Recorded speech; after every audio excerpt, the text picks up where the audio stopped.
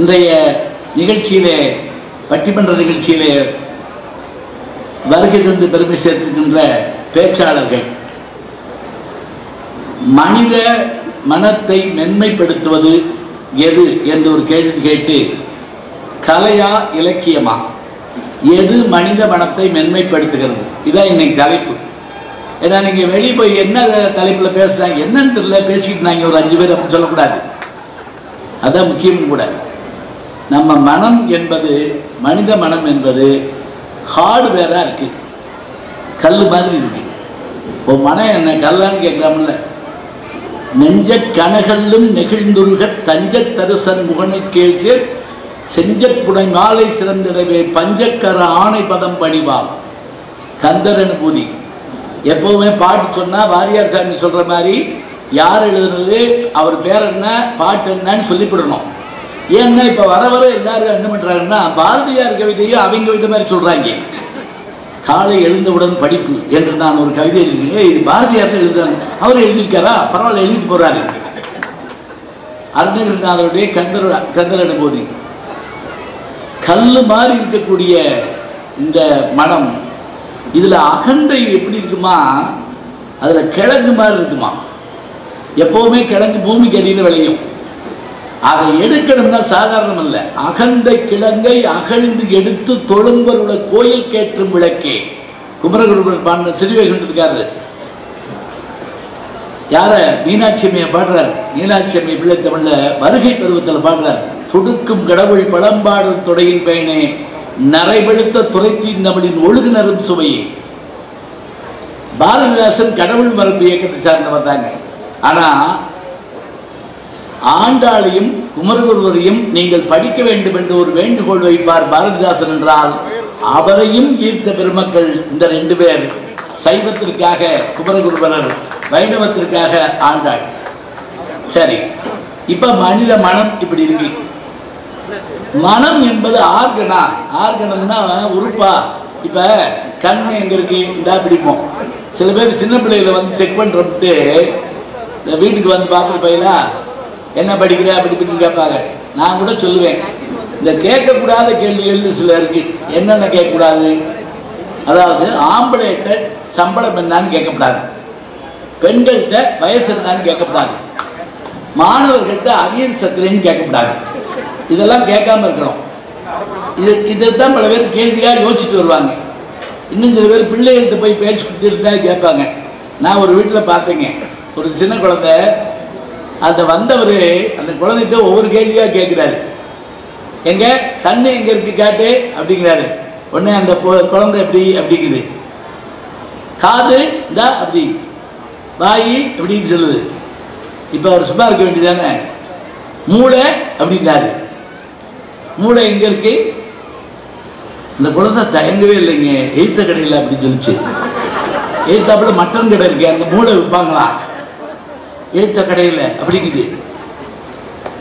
இது பார்த்தீங்கன்னா நமக்கு மூளை இருக்குங்கிற விஷயமே இதை வச்சுதான் அனுமானிச்சு சொல்றோம். சரி, அதுபோல மனம் என்பது என்ன என்றால் எண்ணம், சிந்தனை. அது என்னன்னு உங்களுக்கு சின்னதாக சொல்லிடுறேனே. இப்ப செருப்பை போட்டு உள்ள வரலாம்னு சொல்றோம்,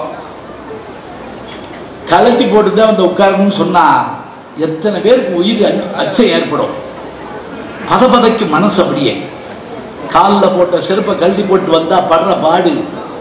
நானும் என் மனைவியும் ஒரு தடவை காரைக்குடி கல்யாணத்துக்கு போயிருந்தா, அங்கே வீட்டுக்குள்ளதான் கல்யாணம் நடக்கும். அப்ப செருப்பை வெளியே போட்டு போயிட்டோம். கொஞ்ச நேரம் கழிச்சு யாரோ போன்ல கூப்பிட்டாங்க. நான் என்ன நினைச்சேன், நம்ம ஊர்ல கிண்டல் பண்றான், நம்ம வந்து பேசக்கூடாதுன்ட்டு வெளியே போய் பேசுவோம்னு என் செருப்பை தேடினா காணோம். காணம்னா என்ன அர்த்தம், 300 செருப்பு கிடக்குது, அதை கண்டுபிடிக்க முடியல. அப்புறம் என் மனைவிட்டு வந்து கேட்டேன், எங்க போட்ட செருப்பா? அவங்க சொன்னாங்க, அந்த வாஷ் பேஷன்ட்ட போய் பாருங்களேன். அங்கே போய் பார்த்தேன், அங்கேயும் காணோம். திருப்பி வந்தேன், அவங்க சொன்னாங்க, இங்கே பாருங்க படிக்கட்டு, அந்த வாஷ் பேஷன், அது 2க்கு நடுவில் போய் பாருங்க, கரெக்டாக இருந்துச்சுங்க. பெண்கள் எவ்வளவு ஞாபக சக்தி உடையவர்கள் பாருங்க. அப்புறம் நான் போய் காலை இப்படி மச்சங்க என் செருப்பில் போடுறதுக்கு, என் பின்னாடி இருந்த ஒருத்தர் என் தோலை பிடிச்சிக்கிட்டான். அந்த செருப்பை நான் பார்த்து வச்சிருக்கேன் அப்படின்னா, அவன் என்னை செருப்பு திருடுன்னு நினைச்சிருந்திருக்கான். நான் போயிட்டு வரேன்னா நல்ல செருப்பா தேடுறனாக்குன்னு நினைச்சிருக்கான். நான் அந்த கையை தட்டி விட்டு இங்கே இது ஏன் செருப்பு அப்படின்னேன். நானும் அப்படித்தான் சொல்லுவேன் அப்படிங்கிறா. அவன் என்ன செய்வீங்க? இப்ப நம்ம செருப்பு மட்டும் வெளியே கிடந்தா மனசு ஓடிட்டு ஓடிட்டு ஓடியாகும். சில பேர் விமானத்தில் ஏறின பிறகு கூட கூட்டமா சரியா அப்படின்னு யோசிச்சு வந்துடுறீங்களா வீட்டை? சில பேர் பூட்டை இழுத்து பார்ப்பாங்க, சில பேர் தொங்கி பார்ப்பான், சில பேர் ஒளிஞ்சிருக்கு தான் பார்ப்பாங்க. நம்ம போன பிறகு யார் வர்றாங்களான்னு பார்ப்போம் அப்படின்னு. இந்த மனம் ஒரு நிமிஷத்துக்குள்ள அங்கே போயிட்டு இங்கே போயிட்டு இங்கே போயிட்டு இங்கே போயிட்டு வரும். அதெல்லாம் மகாபாரதத்தில் நச்சுப்பைகை சர்க்கத்தில் தர்மனிடத்திலே பேசுகின்ற அந்த யட்சன்கிறவன் யாருன்னா ஒரு அரூபி, அவனுடைய உருவம் தெரியாது. அவன் என்ன சொல்றான்? அவன் கேள்விகள் கேட்கிறான். அது முதல் கேள்வியே உலகத்திலேயே வேகமானது எதுன்னு கேட்கிறான். அதுக்கு அவன் சொல்றான் மனம் அப்படிங்கிறான். உலகத்திலே வேகமானது ராக்கெட்ல கிடையாதான். ஏன்னா நம்ம மனம் நிமிஷத்துல வீட்டுக்கு போயிட்டு வரும். இப்ப நீங்க உட்கார்ந்து தானே இருக்கீங்க, என்னை பார்க்குற மாதிரி தான் இருக்கீங்க, கேட்குற மாதிரி தானே இருக்கீங்க. ஆனால் மனசுக்குள்ள என்னென்ன நினைக்கிறீங்க? எப்போ இவர் பேசி நீ நபிகள் எல்லாம் பேசி நமக்கு பஸ்ஸு கிடைக்குமா என்னன்னு தெரியல. நேற்று பெரம்பலூரில் பேசுகிறப்பங்க இப்போ பட்டிமன்றத்தில் ஒரு சின்ன பையன் என்கிட்ட ஒரு புத்தகம் வெளியிட சொன்னார். வாங்கி பார்த்தேன். அதில் என் படம்லாம் போட்டுருந்துச்சு. என்னை உங்களுக்கு ரொம்ப பிடிக்குமா? இல்லை இல்லை போட மட்டும் உங்கள் பேச்சு கேட்டப்ப பஸ்ஸை விட்டுட்டேன், அதனால அப்படியே உங்கள் ஆளுங்கள்லாம் யார் யார் பேச்சு கேட்குறப்ப பஸ்ஸை விட்டேன்னு படம் போட்டிருக்கேன் அப்படிங்கிறா. புத்தகமே எழுதிட்டாப்புல. இலக்கிய ஆர்வம் வேண்டியதுதான். அதுக்கு எங்களை குற்றவாளிகள் மாதிரியே படம் போடுவாங்க. நல்லா இருக்குது. இப்போ இந்த மனம் இருக்கு பாருங்க, மனம் அது செம்மையானால் மந்திரம் செபிக்க வேண்டாம். கேட்டுக்கோ, என் மனசையே உன்கிட்ட தந்துட்டேன். எத்தனை பேருக்கு அது என்னன்னு தெரியாது, அதனால அவங்க எவ்வளோ கொடுக்குறாங்க. சில பேர் பல பேருக்கு கொடுத்துருவாங்க. நான் என் வாழ்நாளில் முதல்ல உனக்கு என் மனசு கொடுக்குறேன். இப்போ 14ஆம் தேதி தான் இருக்குன்னு நினைக்கிறேன். வர்ற 14ஆம் தேதி என்னது தெரியாமல் இருந்தால் பரவாயில்ல, தெரிஞ்சாலும் பரவாயில்ல. பிப்ரவரி 14 வேற ஒன்றும் இல்லை. சரி, ரொம்ப அமைதியாக இருக்கீங்களே. சரி. இப்ப இந்த மனம் மென்மையானதாக மாற வேண்டும் என்றால் அதற்கு துணை நிற்பது எது? கலை அப்படின்னு பேச 2 பேர் வந்திருக்காங்க, இலக்கியம்னு பேச 2 பேர் வந்திருக்காங்க. கலை நான் சொல்லிட்டேன், ஆயக்கலைகள். இலக்கியம்ங்கிறப்ப சாதாரணம் கிடையாது. அது ஒரு இலக்கை நோக்கி நம்மை செலுத்துவது. அது நம்மகிட்ட இருக்கக்கூடிய இலக்கியம் இருக்கே, தொல்காப்பியம் தொடங்கி இன்றைக்கு இன்னைக்கு மாலையில் வெளியிட்ட புத்தகம் வரைக்கும் பார்த்தீங்கன்னா அவ்வளவு இலக்கியம் தான். ஏன் கீழடி இன்னொரு 4 அடி தோண்டணும்னு வச்சுக்கோங்க, மனுஷன் தமிழன் தான் கண்டுபிடிச்சு போடலாம். அதுக்கான வேலை நடந்துட்டு இருக்கு. பொய்யும் இல்லைங்க அது. ஏன்னா சில நாட்டில் மனிதர்கள் இருக்காங்க, அவர்கள்ட்ட ஒலி இருக்கு மொழி இல்லை. நல்லா கவனிச்சுட்டு வந்தீங்கன்னா தான் தெரியும். ஒலி இருக்கு மொழி இல்லை. சில நாட்டில் மொழி இருக்கு இலக்கியம் இல்லை. சில நாட்டில் இலக்கியமும் மொழி இருந்தாலும் கல்வி அறிவு இல்லாமல் இருக்காங்க. நம்மகிட்ட தாங்க மொழி இருக்கு, விழி இருக்கு, படிக்க வழி இருக்கு, இலக்கியங்கள் ஆயிரக்கணக்கிலே நம்மிடத்தில் இருக்கு என்றால் மொழியும் வழியும் விழியும் நம்மிடத்தில் உண்டு. எப்படி இப்படி பேசுறேன்னு நீங்க நினைக்காதீங்க. இது கண்ணாசன் பாட்டு இல்லை தெரியுமா? ஆண்டவன் கட்டளைன்னு ஒரு படம் பார்த்துருக்கீங்களா? அதில் அவர் ப்ரொஃபஸர் வருவார் சிவாஜி. அவரை பாடாப்படுத்த அந்த அம்மா யாரு? தேவிகா. காதல்ல தான், வேற என்ன பாடப்படுத்த போது? அழகேவா அருகேவான்னு ஒரு பாட்டு இருக்கும். அந்த பாட்டில் தான் மொழி இல்லாத பறவை எல்லாம் காதலிக்கிறியாப்பா, உனக்கு மொழி இருந்தோம், நல்ல விழி இருந்தோம், என்னை காதலிக்கிறதுக்கு வழி இருந்தோம், நீ ஏன் பேசாம இருக்க அப்படின்னு இந்த பாட்டை உடனே போய் கேட்டுருங்க. அருமையான பாட்டு. அவ்வளவு அழகேவா அருகேவான்னு சுசிலா குரல்ல கேட்டீங்கன்னா அவ்வளவு அருமையா இருக்கும். பாட்டு தெரிஞ்சா பாடிடுமா? வேண்டாம், இந்த சிலபஸ்லாம் சொல்லக்கூடாது. திடீர்னு ஒன்று சொல்லி அந்த பாடுங்கள்லாம் சொல்லக்கூடாது, இருக்கட்டும். இப்போ இந்த மொழி என்ற இலக்கியம் நம்முடைய மனதை மென்மைப்படுத்துகிறதா? கலை மென்மைப்படுத்துகிறதா? இதுதான் இப்போ பேச போகிறோம். இப்போ நான் தலைப்பு சொல்லிட்டேன். அடுத்து இப்போ படம் போடுறதுக்கு முதல்ல டைட்டில் பார்த்துருவோம். எங்கள் ஊரில் ஒரு இங்கிலீஷ் படமாக போடுற தேட்டர் இருக்குது. படம் பார்த்து வந்து வெளியே வந்து பேர் எழுதிட்டுப்பாங்க. ஏன் தெரியுமா? என்ன படம் பார்த்தோன்னு சொல்ல தெரியாது. அதை தான் நான் அப்போ சொன்னேன். இப்போல்லாம் ஹோட்டலுக்கு போனால் அவங்க கொடுக்கக்கூடிய அந்த மெனு கார்டை பார்த்தா அது முழுக்க முழுக்க ஆங்கிலத்தில் இருக்கு ஒன்று, இன்னொன்று தமிழில் இருந்தாலும் அது தமிழ் பேராக தெரியல. அது இப்போ நம்மளால் அந்த உணவு நம்ம இட்லின்னு கேட்டோம்னா சிரிக்கிறீங்க, என்னம்மா இட்லி திங்கிறீங்க அப்படிங்கிறாங்க. வணக்கம். இட்லி தோசைலாம் சொல்லக்கூடாது. நம்ம அங்கே போய் ஏதாவது ஒரு புது விஷயம் சொல்லணும். சரி, இப்போ இதில் வந்திருக்கவங்க முதல்ல பேரை தலைப்பு சொல்லியாச்சு. இப்போ தலைப்பில் யார் யார் பேச போகிறாங்க, யார் எந்த அணி அப்படின்னு நம்ம பார்த்துட போகிறோம். இலக்கியமே என்று பேசுவதற்கு 2 பேர் வந்திருக்கிறாங்க. 2 பேர். அதில் முதல்ல உட்கார்ந்துருக்கிறவர் அழகப்பா பல்கலைக்கழகம் இருக்கிறது நமக்கு தெரியும், காரைக்குடியில். அழகப்பா கலை அறிவியல் கல்லூரியுடைய தமிழ்துறை தலைவர், MA, MPhil, PhD பட்டங்களை பெற்றவர், பல்வேறு PhDகளை உருவாக்கியிருப்பவர், சொற்சிலம்பர் என்ற பெயரை கொண்டிருக்கக்கூடிய நல்ல தமிழ் வித்தகர் சிதம்பரம் அவர்கள் இங்கே வந்திருக்கிறார்கள். இலக்கியம்தான் மனதை மென்மைப்படுத்தும். இதை ஆமான்னு சொல்றதுக்கு ஒரு பெண்மணியும் வேணும், வேற வழி கிடையாது. ஏன்னா பெண்களுக்கு வாய்ப்பு கொடுக்கணுங்கிறோம். 50%. இன்னைக்கு கொஞ்ச நாள் கழிச்சு நம்ம கேட்க வேண்டியிருக்கோம். ஆண்களுக்கும் நீங்கள் ஏதாவது பார்த்து செஞ்சீங்கன்னா, இந்த பொங்கல் வருதுங்கன்னு தலையை சொல்லுவோம்ல, அது மாதிரி. அதில் மகளிரும் இன்னைக்கு இணையாக நமக்கு மேலாக எத்தனையோ சாதனைகளை செய்து வருகிறார்கள். அந்த வகையில் இலக்கியங்கள் தான் மனித மனதை மென்மைப்படுத்துகின்றன என்று பேசுவதற்காக நம்முடைய உள்ளூர் கதாநாயகி, இனிய பேச்சாளர், உலகமெல்லாம் சொல்லுகிற போது தன்னுடைய பெயரும் முன்னே வைத்துக் கொண்டு நெல்லை கார்த்திகா என்று தன்னுடைய பெயரோடு பட்டத்தோடு வருகக்கூடிய MA, MPhil, PhD பட்டங்களை பெற்ற கார்த்திகா அவர்கள் வந்திருக்கிறார்கள். அவங்க வானொலியிலையும் தொகுப்பாளராக திகழ்கிறாங்க. அதாவது தொகுப்பாளினி அப்படி வச்சுக்கிடுவோம். அது என்ன சொல்றோம், ஆர்ஜேவா? ஆர்ஜே, ஆமாம். டிஜேன்னா தொலைக்காட்சி தொகுப்பாளர். சரி, இவங்க 2 பேரும் இலக்கியம்தான் மனித மனத்தை வெண்மைப்படுத்துது அப்படிலாம் இல்லை, படிக்க தெரியாத என்ன பண்ணுவேன், இப்படி ஒரு கேள்வி வரும்ல. அதனால எங்களுக்கு அந்த ப்ராப்ளமே கிடையாது.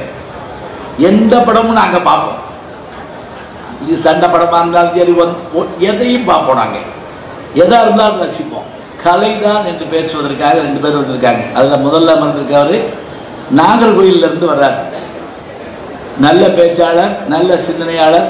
அதோடு மட்டும் இல்லை, தான் சம்பாதிக்கிற படத்தில் ஒரு பகுதியை முதியோர் இல்லங்கள், அனாதை விடுதிகள், கல்வி பயில முடியாத பிள்ளைகள் என்று ஏதோ அள்ளி கொடுக்குறார் வச்சுக்கோங்க.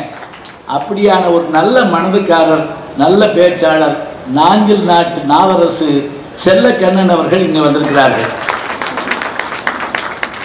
இந்த பக்கம் ஒரு பெண்மணி இருந்தால் அந்த பக்கம் ஒரு பெண்மணி இருக்கணும். ஏன்னா அதுதான் சிறப்பு. அதில் பேசுவதற்கு வந்திருக்கிறவங்க இவங்களை நான் எப்படி தெரிஞ்சுக்கிட்டேன் அப்படின்னா, இந்த டிக்டாக் எல்லாம் இருந்தபோது இப்போ தடை செஞ்சுட்டாங்க. இந்த டிக்டாக்ல ஒரு முறை பாட்டு நான் கேட்டேன். இப்படி அழகாக பாடுறாங்களே யாரு அப்படின்ட்டு பார்த்தா, அப்புறம் அவங்க எங்கே வேலை பார்க்குறாங்கன்னு கேட்டு தெரிஞ்சுக்கிட்டேன். மதுரையில் குயின் மீரா மெட்ரிக் பள்ளியில் இசையாசிரியராக, தமிழாசிரியராக இருக்கிறாங்க.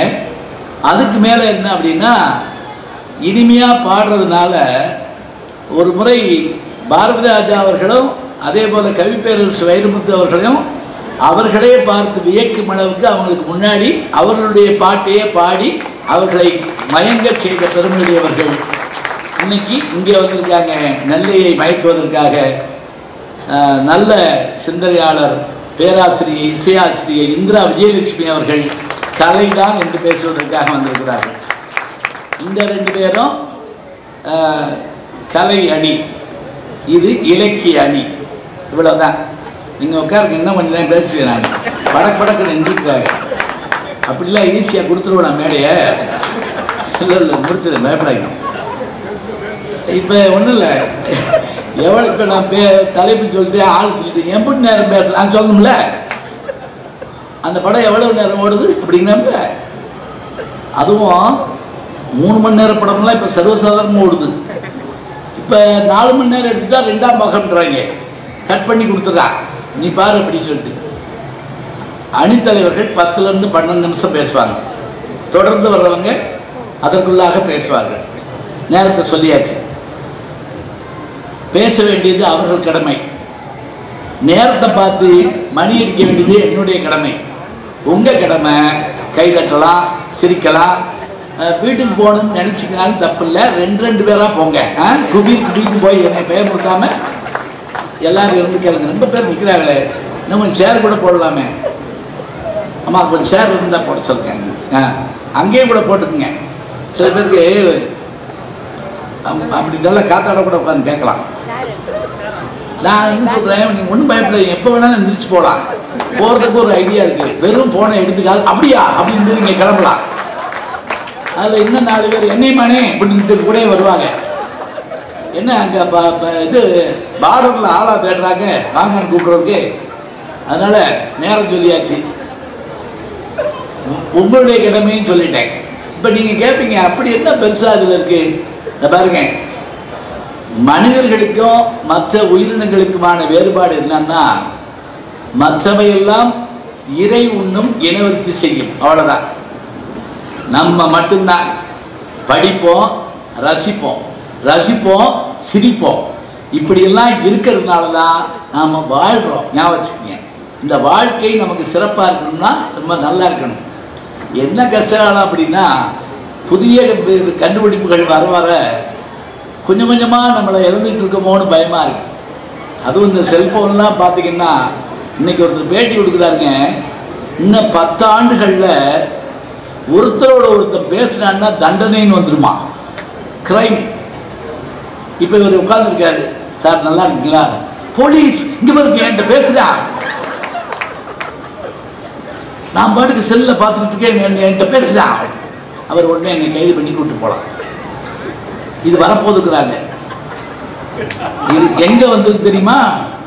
ஜப்பானில் யாராவது இன்னொருத்தர் தேவையில்லாமல் போய் பேசினா அது வந்து சட்டப்படி குற்றம்ன்ற மாதிரி இருக்கான். அதுக்கு மேலே என்னன்னா, யாரோடையும் பேசாதனால கல்யாணங்களே அதிகமாக இல்லைங்கிறாங்க. நான் ஜப்பான் போயிருந்தேங்க, அப்போது ஒரு ஆச்சரியம் கேள்விப்பட்டேன். என்ன தெரியுங்களா? இளைஞர்களை, இளம் பெண்களை நீங்கள் திருமணம் பண்ணிக்கணும்னு அரசாங்கம் காலில் விழுந்து கும்பிடுது. மாப்பிள்ளையும் பொண்ணு மாப்பிள்ளையும் தான் காலில் விழுந்து கும்பிடுவாங்க, இவங்க காலில் விழுந்து கும்பிடுறாங்க. அது மட்டும் இல்லை, கல்யாணம் பண்ணால் வீடு இலவசம், பிள்ளை பெற்றா கார் இலவசம், இப்படிலாம் சொல்லி பார்க்குறது. யாரும் அந்த பக்கம் தலை வச்சு படுக்க மாட்டேங்கிறாங்க. என்னன்னு கேட்டால் இது பயமாக இருக்கு. இதில் இன்னொரு கஷ்டம் என்ன தெரியுங்களா? செல்லை இப்படி பார்த்துக்கிட்டே நடக்கிறது. முந்தாள் ஒருத்தர் சொல்கிறாரு, நான் நேற்று இல்லை முந்தாள் பேசுகிறப்ப சொல்கிறாரு, 2 நாளைக்கு முதல்ல நான் செல்லை பார்த்துக்கிட்டே எங்கள் வீட்டுக்கு பதிலாக ஏற்று வீட்டுக்குள்ளே போயிட்டேன். ஐயோ அப்புறம் அப்படின்னு நான் கேட்டேன். அந்த அம்மாவும் செல்லை பார்த்துக்கிட்டே எனக்கு ஹார்லிக்ஸ் போட்டு குடிச்சு நான் குடிச்சிட்டு வந்துட்டேன். அந்த அம்மாவுக்கு யாருன்னு இந்த ஆளுக்கு யாருன்னு தெரியல. ஒருவேளை வேணும்னு கூட போயிருப்பாங்க, சொல்ல முடியாது. ஹார்லிக்ஸ் தர்றாங்கன்னா சில பேர்த்த வந்தோடனே கேளுங்க, காபி சாப்பிட்டீங்களா ஹார்லிக்ஸ் சாப்பிட்டீங்களான்னு. இப்போ காபி சாப்பிட்றேன், போகிறப்ப ஹார்லிக்ஸ் சாப்பிட்றேன் அப்படி சொல்லுவாங்க. 2ஐயும் விட்டுறக்கூடாதுங்கிற மாதிரி. இப்போ இப்படியான பார்வைக்குள்ளே போயிட்டு இருக்கு நம்முடைய மனசு. அதுலேருந்து மீறி வரணும், மனம் நல்லா இருக்கணும். வந்தவங்கிட்ட முந்தியெல்லாம் அறிமுகப்படுத்துவாங்க. இந்த மாதிரி தாத்தா வந்திருக்காங்க பாரு, இவங்க தான் நீதிபதியாக இருக்காங்க. மாமா வந்திருக்காங்க பாரு, அவங்க வழக்கறிஞராக இருக்காங்க, அவங்க வந்து டாக்டராக இருக்காங்க. இப்படி அறிமுகப்படுத்திட்டு, நீ இது மாதிரி வரணும் தம்பி, நீ இது மாதிரி வரணும் பாப்பா அப்படின்னு சொல்லுவோம். இன்னைக்கு உங்கள் பிள்ளைகளை கூப்பிட்டு அறிமுகம் பண்ணுங்க பார்ப்போம். நம்மளை கொண்டுருவாங்க. முதல்ல அங்கேருந்து இது பேசாம போய் சொல்லுவோம். அப்படிங்கிறா யார் பையன் ஒருத்தர் சொல்லியிருக்காரு, டேய் எங்கள் மேனேஜர் வர்றாரா, கொஞ்சம் ஆட்டம் போடாமல் இருக்கான்னு இருக்கார் சின்ன பையல. அவன் வேணுமுன்னே குதியும் குதிச்சு அவர் வரவுமே கேட்டிருக்கான், இவர் தானேப்பா அந்த லூஸ் மாமா அப்படின்னு கேட்கான். இல்லடா இல்லப்பா நீ சொன்னில. அவருக்கு எப்படி இருக்கும், அவருக்கு எப்படி இருக்கு யோசிச்சு பாருங்க. வந்தவருக்கு பேசணும், படிக்கணும், படித்ததை பேசணும். இதுக்கு தான் நமக்கு புத்தக திருவிழாக்கள். ஒரு படம் பார்த்துட்டு வந்து 4 பேர்த்து கதை சொல்லிக்கிட்டே இருப்போங்க. வெளியூரில் படம் பார்த்ததுக்காக சொல்லுவோம். செகண்ட் ஷோ போயிட்டு நல்லா வெளிச்சத்தில் பேசிக்கிட்டே வருவோம். இப்போ என்ன எதை எடுத்தாலும் செல்லில் போட்டும் பேசிடுறோம், அவ்வளோதான். இப்போ இதுதாங்க, இதுதான் தலைப்பு, இதுதான் பேச போகிறோம். நேரம்லாம் சொல்லியாச்சு. இதோ பட்டிமன்றம் தொடங்குகிறது. அப்புறம் இன்ன வரைக்கும் என்ன செஞ்சீங்கன்னு கேட்கக்கூடாது. இன்னைக்கு வரைக்கும் என்ன பண்ணோம்னா, இந்த கல்லை சூடு ஏற்றணும். இதில் வந்து தோசை சுடுறதுனாலும் சுடலாம், சப்பாத்தி போடலாம். இப்போ ஓரளவுக்கு எல்லாம் தயாராக இருக்காங்க. உங்கள் 4 பேரை நம்பி இவ்வளோ பெரிய கூட்டத்தை ஒப்படைக்கிறேன், சரியா? கடைசியில் நம்ம 4 பேர் மாத்திரம் உட்காந்துருக்கப்படாது. சரி, எல்லாரும் நன்றி. சேர் போட்டாங்க, ரொம்ப மகிழ்ச்சி. சேர் போட்டாங்க. எல்லா இடத்துலையும் இருக்க இந்த பக்கமும் நிற்கிறாங்க. சொன்ன உடனே 2 பேர் கிளம்புறாங்க. சும்மா உட்காருங்க, நல்ல விஷயம் தானே சொல்கிறான். பரவாயில்லையா, நான் சொன்னபடியே 2 பேராக பரவாயில்ல. போய் 2 பேரை கூப்பிட்டு வரணும். அப்படின்னா தான் வெளியே விடுவான். வீம்புக்குன்னு எந்திரிச்சு போகிறத பாருங்க. நீ பேசிக்கிட்டே இருப்பா அப்படின்ட்டு. சரி, மனித மனத்தை மென்மைப்படுத்துவது இப்போ ஓரளவு லகுவாயிருக்கும். இப்போ கொஞ்சம் உங்களுக்கு அந்த மனசு லகுவாயிருக்கும். ஏன்னா 1000 கஷ்டங்கள் 1000 துன்பங்கள் இருக்குங்க. அதையே நினச்சிட்டு இருந்தோம்னா கஷ்டம்தான். குரங்கு பொண்ணு வந்தால் நோண்டிக்கிட்டே இருக்கும்பாங்க. அது மாதிரி மனசுக்குள்ள ஒரு விஷயம் வந்தால் அதை போட்டு நோயிட்டே இருப்போம். எப்போ மறப்போம் தெரியுமா? கலையாலும் கல்வியாலும் இலக்கியத்தாலும் நல்ல நகைச்சுவையாலும் தான் நாம் அதை மறப்போங்கிறத நாம் நினைவில் வச்சுக்கிறோம். எதுக்காக என்ன சொல்லுங்களா? எத்தனை கஷ்டப்பட்டாலும் ஒரு மனுஷன் சிரிக்க வைக்க முடியாதுங்க. அதுலேயும் சில பேருடைய ஃபேஸ் நியூட்ரல் ஃபேஸாக இருக்கும். என்ன சொன்னாலும் அப்படியே பேசாமல் பார்த்துருப்பாங்க. அதை கொஞ்சம் மாற்றிக்கிறதுக்காக தான் நாம் அந்த முயற்சி பண்ணுறோம். நான் 2 நாளைக்கு முதல்ல ஒரு இதில் இப்போ வாட்ஸ்அப்பில் பார்த்தேன். ஒரு 99 வயசு ஒருத்தர் ஆஸ்பத்திரியில் சேர்த்துருக்காங்க. அவர் என்ன பண்ணியிருக்காரு, அந்த வயசுலேயும் பேசுகிறார் நல்லா. மகனை கூப்பிட்டுருக்காரு. அப்படின்னு என்னான்ருக்கா வந்து, அப்பா சொல்லுங்கப்பா, ஏதோ சொத்து பற்றி சொல்ல போகிறான்னு நினச்சி என்னப்பான்னு இருக்கான். நீ 8வது படிக்கிறப்ப, எப்பா அது அதுக்கு பாட்டு, நீ 8வது படிக்கிறப்ப கணக்கு பேப்பர் கொடுத்து என்கிட்ட காமிச்சு இல்லை, எப்பா பேசாமல் படுப்பா, இருக்கிற தொல்லை பத்தாதுங்க. இல்லை சொல்லு, அதில் 90 மார்க்கு போட்டுருந்துச்சு இல்லை, அந்த சைபரை நீ தானடா போட்ட அப்படின்ட்டாரு. எப்பா பேசாமல் படுப்பா, பேசாமல் இருப்பா. இல்லை நீ உண்மையை சொல்லு, சைபரை நீ தானே போட்ட. எப்பா இது எதுப்பா இந்நேரம் சொல்லு, என் ஆத்மா சாந்தி அடையாது, நான் பேயா வந்து இந்த வீட்டை சுற்றுவேன், சொல்லு சைபரை நீ தானே போட்ட. அவன் சொன்னான், எப்பா சைபரை நான் போடலப்பா, அந்த 9 தப்பா நான் போட்டேன் அப்படின்னு.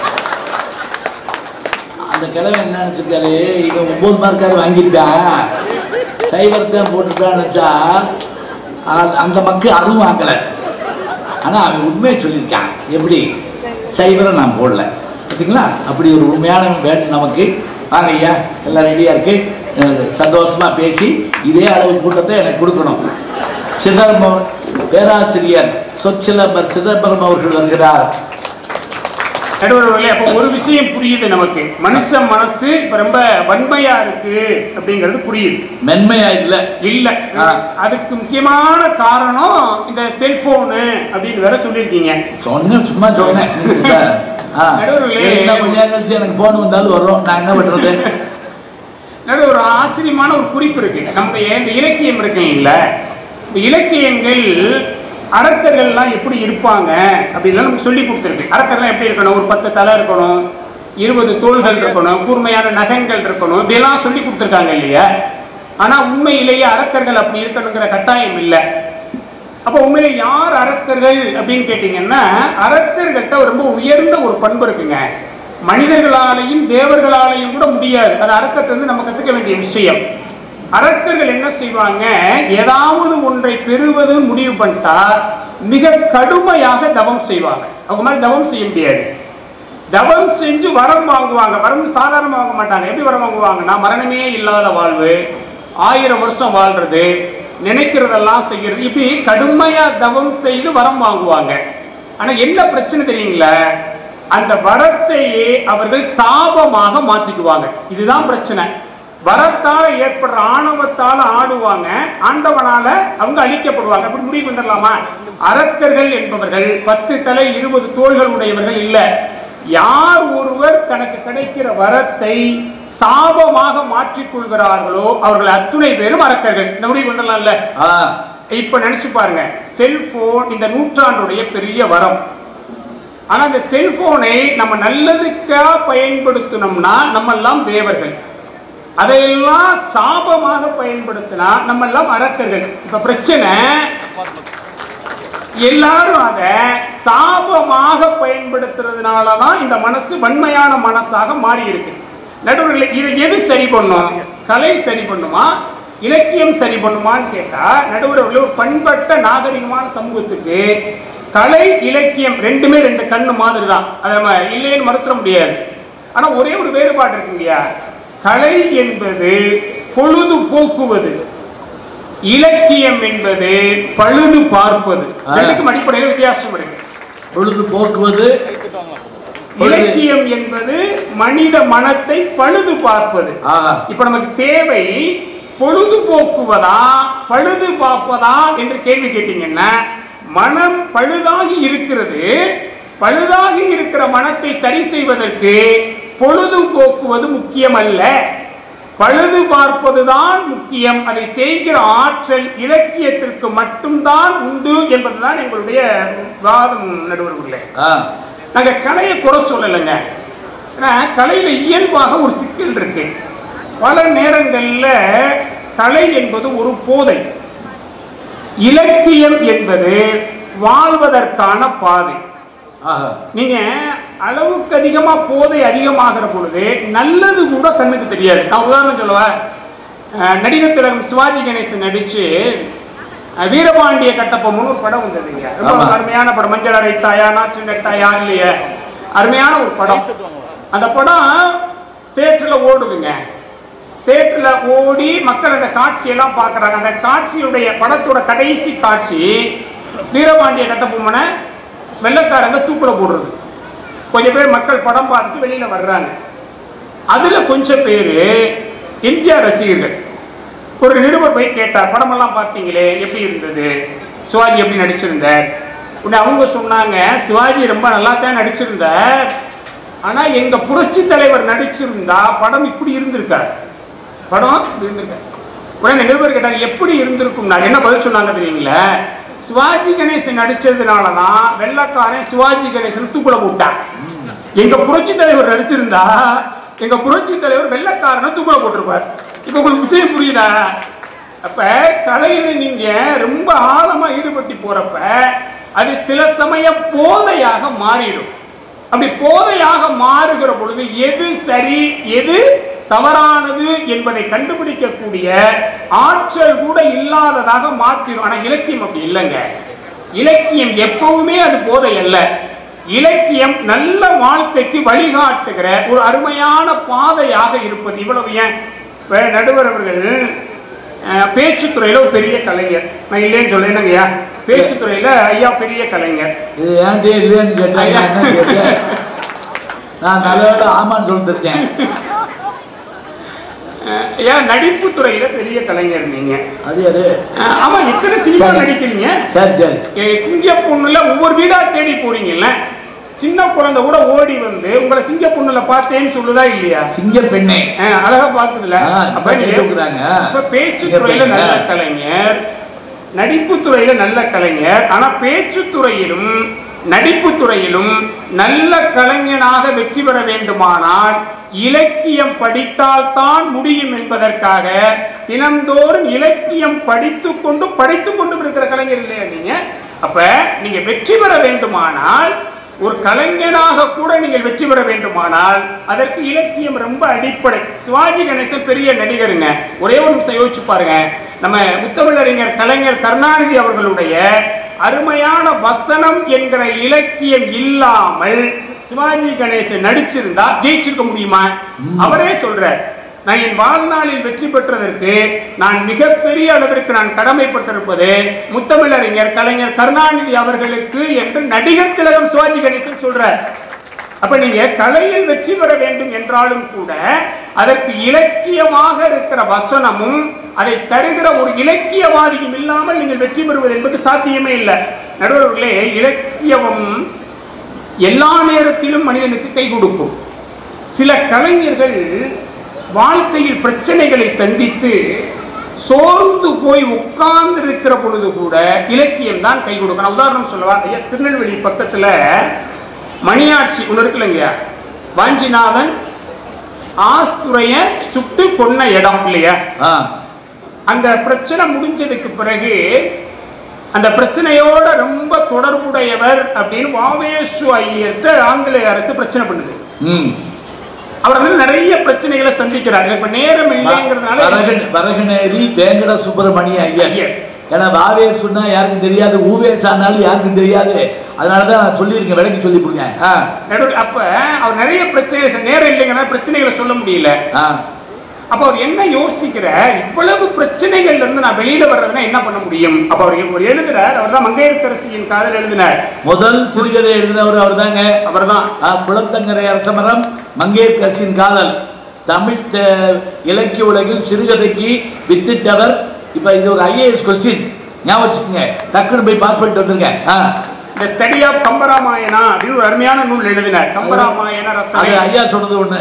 நடுவர்களே, அவர் எழுதுறாருங்க, நூல் எழுதிட்டு கீழே அவர் எழுதுகிற பொருள் எழுதுகிறார், ஆங்கில ஏகாதிபத்தியத்தினுடைய பிரச்சனைகளால் என் மனம் நொந்து போய் நான் இதிலிருந்து எப்படி வெளிவருவது என்று நான் யோசித்த பொழுது நான் ஒரு படிப்பாளியாகவும் படைப்பாளியாகவும் என்னை மாற்றிக்கொண்டேன்.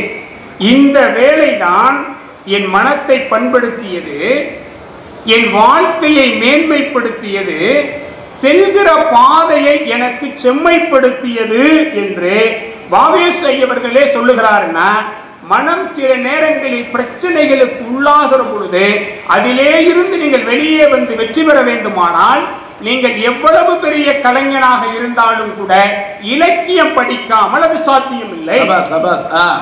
ஒரு செய்தி சொல்றேங்க, எனக்கு ரொம்ப பிடிச்ச செய்தி. மகாபாரதம் ஐயா சொன்னாங்க கிருஷ்ணன்லாம், அது ஒரு அருமையான காட்சிங்க.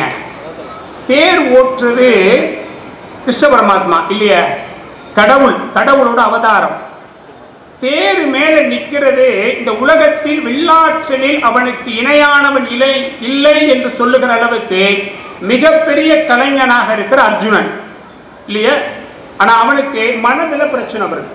அவனுக்கு என்ன பிரச்சனை? வில்ல கீழே போட்டுட்டு நிக்கிறான். ஏன்னா ஏத்த மாதிரி நிக்கிறவர் துரோணாச்சாரியார் நிக்கிறார், ஏத்த மாதிரி நிக்கிறவர் பீஷ்மர் நிக்கிறார், ஏத்த மாதிரி யார் நிக்கிறார்? கிருபாச்சாரியார் நிக்கிறார். நான் என்னுடைய நட்புகளையும் என்னுடைய உறவுகளையும் கொன்றுவிட்டு தான் இந்த போரில் வெற்றி பெற வேண்டுமானால் இந்த போர் எனக்கு தேவையே இல்லை என்று வில்ல கீழே போட்டுட்டு அர்ஜுனன் நிக்கிறான். அந்த நேரத்துல கிருஷ்ண பரமாத்மா எவ்வளவு பெரிய கலைஞனா இருந்தாலும் புல்லாங்குழலை எடுத்து புல்லாங்குழல் வாசிக்கல, நடந்திருக்காரு இல்ல. அவர் 11 வகை நாட்டியங்கள் ஆடினார்னு சிலப்பதிகாரத்தை சொல்லுது, அந்த டான்ஸ் ஆடல. நடுவர் அவர்களே, அந்த நேரத்தில் அவர் பகவத்கீதை என்கிற இலக்கியத்தை சொன்னதால் தான் குருச்சேத்திர போர்க்களத்தில் தர்மம் வெற்றி பெற்றது என்பதை நாம் இந்த நேரத்தில் நினைவு கொள்ள வேண்டும் என்று சொல்லி ஒரே செய்தியோடு நிறைவு செய்கிறேன். இலக்கியத்திற்கு இப்ப படிக்காதவங்க எல்லாம் என்ன பண்றாங்க அப்படின்லாம் ஒரு கேள்வி கேட்பாங்க. ஒன்னு ஞாபகம் வச்சுங்க, இலக்கியத்திற்கு மொழி தேவையில்லைங்க. படிக்கணும்னு நினைக்கிற யார் வேணாலும் படிச்சுக்குவாங்க. அவங்க கத்துக்கணுங்கிற ஆர்வம் இருக்கிற போதுமானது. இப்ப நம்ம சொல்லுவ, வெளிநாட்டு வந்து ஒருத்தர் இங்க வந்தாருங்க, அவருடைய மொழி தமிழ் இல்லை, அவர் தமிழ்நாட்டை சேர்ந்தவரும் இல்லை, அவர் இங்க வந்த நோக்கம் தமிழை பரப்புவதும் அல்ல, இங்க சமயம் பரப்பதான் வந்தார். ஆனால் அவருக்கு இந்த மக்களுடைய மொழி தேவைப்பட்டது, அதனால தமிழ் படிச்சார். தமிழ் படிச்சுட்டு இங்கே இருந்த திருவாசகத்தை அங்கே மொழிபெயர்த்தார். ஒரு விஷயம் சொன்னார், உலக இலக்கியங்கள் எல்லாவற்றையும் நான் படித்திருக்கிறேன், ஆனால் படித்தவுடன் மனதை கரைக்கக்கூடிய இலக்கியம் திருவாசகத்திற்கு இணையாக இந்த உலகத்தில் வேறு ஒன்று இல்லவே இல்லைன்னார். அவரு தமிழ் மொழிக்காரர் இல்ல, அவரு அங்கே அவருடைய ஆசிரியரை பார்க்கிற பொழுது சொன்னார், திருவாசகத்தை நான் ஆங்கிலத்தில் மொழிபெயர்க்கணும்னு நினைக்கிறேன், ஆனா எனக்கு ரொம்ப வயசாயிடுச்சு, அது வரைக்கும் நான் உயிரோட இருப்பேனான்னு எனக்கு தெரியல. ஏன்னா அவங்க ஆசிரியர்கிட்ட சொல்றார். இப்போ உங்க ஆசிரியர் ஒரு வார்த்தை சொன்னார் பாருங்க, அதான் ரொம்ப அருமை. அவர் என்ன சொன்னார் தெரியுங்களா, ஒரு உயர்ந்த செயலை செய்வது என்பதை வைராக்கியமாக மேற்கொண்டு அந்த லட்சியத்திற்காக நீங்கள் உங்களை ஒப்படைத்துக் கொண்டால் அந்த லட்சியமே உங்களுடைய வாழ்நாளை நீட்டித்து தரும். எவ்வளவு பெரிய வார்த்தை பாருங்க. அதே மாதிரி திருவாசக முனிவர் அவர் இருந்தார். அவர் எப்பொழுது கடிதம் எழுதினாலும் திருவாசகத்தை பாட்டை எழுதாம அவர் எழுதுறது இல்ல. அவர் 2 வரி எழுதினாலே தண்ணி கரைந்துரிய அந்த பாடலை கரைத்து விடும் என்று இலக்கியம் சொன்னார். இப்படி நிறைவு செய்கிறேன். இத ஒருத்தர் கேள்வி கேட்டாருங்க. இங்க பாருங்க, வேதம் பெருசா திருவாசகம் பெருசா? ஒருத்தர் கேள்வி கேட்டார். வேதம் நல்கின் விழிநீர் ஒழுகி நெஞ்சு நெற்குருகி நிற்பவரை காண்கிறோம். வேதம் சொன்னா கண்ணீர் கரைந்துருகி மனசு மென்மையாகி நிற்கிறாள் இந்த உலகத்துல பார்க்கவே முடியாது. ஆனா திருவாசகம் இங்கு ஒரு நாள் ஓதின் கருங்கல் மனமும் கரைந்துருக கொடுமணர் கேணியில் சுரந்து நீர்பாய அன்பர் ஆகினர் என்றே மண்பதை உலகில் மற்றையர் இளவே என்று சுப்ராச சுவாமிகள் திருவாசகத்தின் பெருமையை பேசுகிறார் என்றால் நடுவில் இப்படி நான் நிறைவு செய்கிறேன். கலை வேண்டாம் என்பதல்ல எங்கள் நோக்கம். கலை என்பது ஒரு குறிப்பிட்ட சாரார் மட்டும் பார்ப்பது, இலக்கியம் என்பது எல்லோரையும் உயர்ந்த இடத்திற்கு எடுத்துச் செல்வது என்று சொல்லி மனத்தை மிக மென்மையாக மாற்றுகிற ஆற்றல், வழிநடத்துகிற ஆற்றல் கலையை விட இலக்கியங்களுக்கு தான் உண்டு என்பதாக சொல்லி நல்ல வாய்ப்புக்கு நன்றி. அப்துல் ரஹ்மானுடைய கவிதை ஒன்று கேள்விப்பட்டிருப்பீங்கல்ல, வரங்களே சாபங்களானால் தவங்கள் எதற்கு? இது என்னன்னு நான் விளக்கி உங்களுக்கு நான் அப்புறமே சொல்றேன். வரங்களே சாபங்களானால் தவங்கள் இங்கே எதற்கு? என்ன அப்படின்னா ஒன்றும் இல்லைங்க, சுதந்திரம் வாங்குற போது படாத பாடுபட்டு வாங்கினோம். அப்படி வாங்கின போது நாம அதுக்கு எடுத்துக்கிட்ட முயற்சி தவம். அதன் மூலம் நமக்கு லாபம் கிடைச்சிருந்தா நல்லது, இல்லைன்னா என்னன்னு ஒரு கேள்வி கேட்கிறார். இன்னொன்னு, அரக்கர்கள் கெட்டவர்களா இல்லைங்கிறதுக்கு ஒரு உதாரணம் சொல்லட்டுமா? நாளைக்கு மாலை சூரியன் மறைவதற்கு முன்பாக என் மகனை கொண்டவனை நான் போர்க்களத்தில் கொல்லுவேன்னு சொல்லி அர்ஜுனன் சபதம் பண்றான். சும்மா இருக்க வேண்டியதுதான் தர்மது. அவன் கடவுள் கூப்பிட்டு தம்பி மகன் பீமனை கூப்பிட்டு, பீமனுடைய மகனை கூப்பிட்டு, இதை போய் அவங்க சொல்லிட்டு வா. யார்கிட்ட? எதிரிட்ட. ஏன்னா நம்ம தர்ம முறைப்படி போர் செய்யணும். அதெல்லாம் பீமன் சொன்னான், டேய் அவன் கூட நல்லவன்டா துரியோதனை, நீ தாண்டா கெட்டவன் அப்படின்னா. அறவுயத்தோன் கொடுமையினும் உரசுயத்தோன் எனது அகலுக்கு அஞ்சினேன் அப்படிமா. இப்போ அந்த போனாங்க கடவுளுக்கு, இப்படி எங்க பெரியப்பா சொல்ல சொன்னாருன்னு சொன்னான். போடா அரக்கி மகனே அப்படின்னாங்க துரியோதனை. அவன் சொன்னா, டேய் நான் அரக்கி மகன் ஐயா, ஆனா நாங்க எங்க அன்னிமார்கள் சேலையை பிடிச்சி வைக்க மாட்டோம்யா, நாங்க கூட பிறந்தவங்களை அரசு மாளிகை வச்சு கொள்ள மாட்டோம்யா, உடன் பிறந்தவர்களுக்கு சாப்பாட்டுல விஷ வச்சு கொடுக்க மாட்டோம்யா, யார் அரக்கன்னு நீ முடிவு பண்ணியா சொல்லிட்டு போறாங்க. எவ்வளவு அருமையான விஷயம் பாருங்க. மனம் சில நேரங்களில் பேதலிக்கும் போது அதை சரி செய்ய வேண்டும் என்று சொன்னால் இலக்கியம் தான் வேண்டும். ஜி போப் பற்றி சொன்னார், திருவாசகத்தை ஆங்கிலத்தில் மொழிபெயர்த்தவர். நான் அவருடைய கல்லறைக்கு போயிட்டு வந்தேங்க. அதில் கூட என்னன்னு கேட்டிங்கன்னா, என்னை கூட்டிகிட்டு போன நண்பர் அவர் ரொம்ப ஆர்வம் இதில் ஒவ்வொருத்தையா ஃபோன் பண்ணிட்டு சொல்லிக்கிட்டே இருக்காரு. ஆமாம் ஐயா வந்திருக்காரு, அவரை கல்லறைக்கு கூட்டி போயிட்டு இருக்கேன்.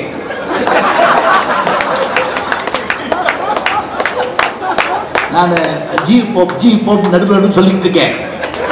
ஆமா ஆமா அவர் தான் கேட்டாரு, கல்லறைக்கு போகணும்னாரு, நான் கூட்டு போயிட்டு இருக்கேன். ஜி போப் நடுவில் நான் சொல்றேன், நீ என்ன வேணா சொல்லிக்கணும்னு அவர் ஆர்வத்தில் சொல்லிட்டு இருக்காரு. ரொம்ப அழகா சொன்னாரு ஜி போப் அவர்கள். ஒரு இலக்கை எடுத்துக்கொண்டால் உயிர் பிரியாதுன்னாரு பாருங்க, அது உண்மைங்க. அதுக்கு தான் நமக்கு இலக்கியம் வேணுங்கிறது. இலக்கு இருக்கிற வரைக்கும் நம்முடைய உயிர் அது சொல்லுல வர்ற வரைக்கும் அப்படி உடம்புல உயிரை பிடிச்சிட்டு இருந்தாங்க. அப்படி ரொம்ப அழகான செய்திகளை சொல்லி இலக்கியத்தை கற்பதனுடைய நோக்கத்தை, அது உயிர்க்கானது அப்படிங்கிறதையும் சொல்லிட்டாரு. அவருக்கு நம்முடைய பாராட்டை சொல்லி இருக்கலாம். இருந்தாலும் கலை இல்லாவிட்டால் இந்த உலகம் இல்லை என்று பேச நாஞ்சில் நாவரசு அவர்கள், செல்லக்கண்ணன் அவர்கள் வருகிறார்கள். இலக்கியத்தை இசையில் கொடுக்கணும். நீங்க அவரு மகாபாரதத்தை பற்றி சொன்னாங்கல்ல, கிருஷ்ண பரமாத்மா அவர் கீதா உபதேசம் சொன்னார் அப்படின்னு சொன்னீங்கல்ல, அதையே கடைசியில் நீங்க பாத்தீங்களா தெரியும். பரித்ராணாய சாதுனாம் விநாசாய சதஸ்கிருதாம் தர்ம சம்ஸ்தாபனார்த்தாய சம்பவாமி யுகே யுகே அப்படின்னு இசையில கொடுக்கும்போது அது இன்னும் மெருகேறும். அதாவது நான் ஒரு சின்ன உதாரணம் சொல்றேன். இப்போ ஒரு குழந்தை அழுதுகிட்டு இருக்குன்னு வச்சுக்கோங்க, உடனே சங்க இலக்கியத்துல ஒரு பாட்டை பாடுங்க, ரொம்ப அழகா இருக்கும். அதுக்கு விளக்கமும் தெரியாது, அது இன்னும் அழும். ஆனா அழுது கொண்டிருக்கக்கூடிய குழந்தைக்கு கையில ஒரு பொம்மையை கொடுங்களேன், அப்படியே ஒரு பொம்மையை அசைச்சிட்டோம் அப்படின்னா, அழுகையை நிப்பாட்டோம் அப்படின்னா, இதுதான் கலைக்கு இருக்கக்கூடிய சிறப்பு. நடிகர் திலகம் சிவாஜி கணேசனை பற்றி சொன்னீங்கல்ல, ஒண்ணு தெரிஞ்சுக்குங்க, நடிப்புக்கு ஒரு பெரிய அகராதியே உருவாக்கியவர் அவர். மிகச்சிறந்த ஒரு அகராதி, அதாவது டிக்ஷனரி. சென்னையில அன்னை இல்லத்துல இருந்து போகும்போது சிவாஜி கணேசனா போவார். ஷூட்டிங் ஸ்பாட் அந்த செட்ல இருந்து வரும்போது சிவபெருமானா வருவார். அவருடைய நடிப்பு பார்த்தோம் அப்படின்னா, புரட்சி தலைவர் எம்ஜிஆர் அவர்களே அவருடைய நடிப்பை பற்றி சொல்றாரு. எல்லோருக்கும் கை நடிக்கும் கால் நடிக்கும், எல்லோருக்கும் கை நடிக்கும் கால் நடிக்கும், ஆனால் தம்பி கணேசன் வாயிலிருந்து போகக்கூடிய உமிழ்நீர் கூட நடித்து கொண்டே போகும் அப்படிம்பார். என்ன ஐயா, சண்டை காட்சியில கைத்தட்டு வாங்கிடலாம், காதல் காட்சியில கைத்தட்டு வாங்கிடலாம், வசனம் பேசி கைத்தட்டு வாங்கிடலாம், ஆனால் நடந்தே ஒரு நடிகன் கைத்தட்டு வாங்கினான் அப்படின்னா உலகத்திலே நடிகர் திலகம் சிவாஜி கணேசன் அவர்கள் தான். ஏன்னா அந்த காலத்திலே சொல்லுவாங்க, என்ன சிவபெருமானே வந்தாலும் சிவாஜி மாதிரி இல்லை அப்படின்னு தான் சொல்லுவாங்களா. அந்த அளவுக்கு அவருடைய நடிப்புல மிகப்பெரிய ஒரு மாற்றத்தை உருவாக்கியவர். வீரபாண்டிய கட்டபொம்மன் படத்துல உள்ள அந்த வசனம் யாருக்காவது தெரியாத ஆட்கள் உண்டா சொல்லுங்க பாப்பா. அந்த வசனம் எப்படிப்பட்ட ஒரு வசனம்?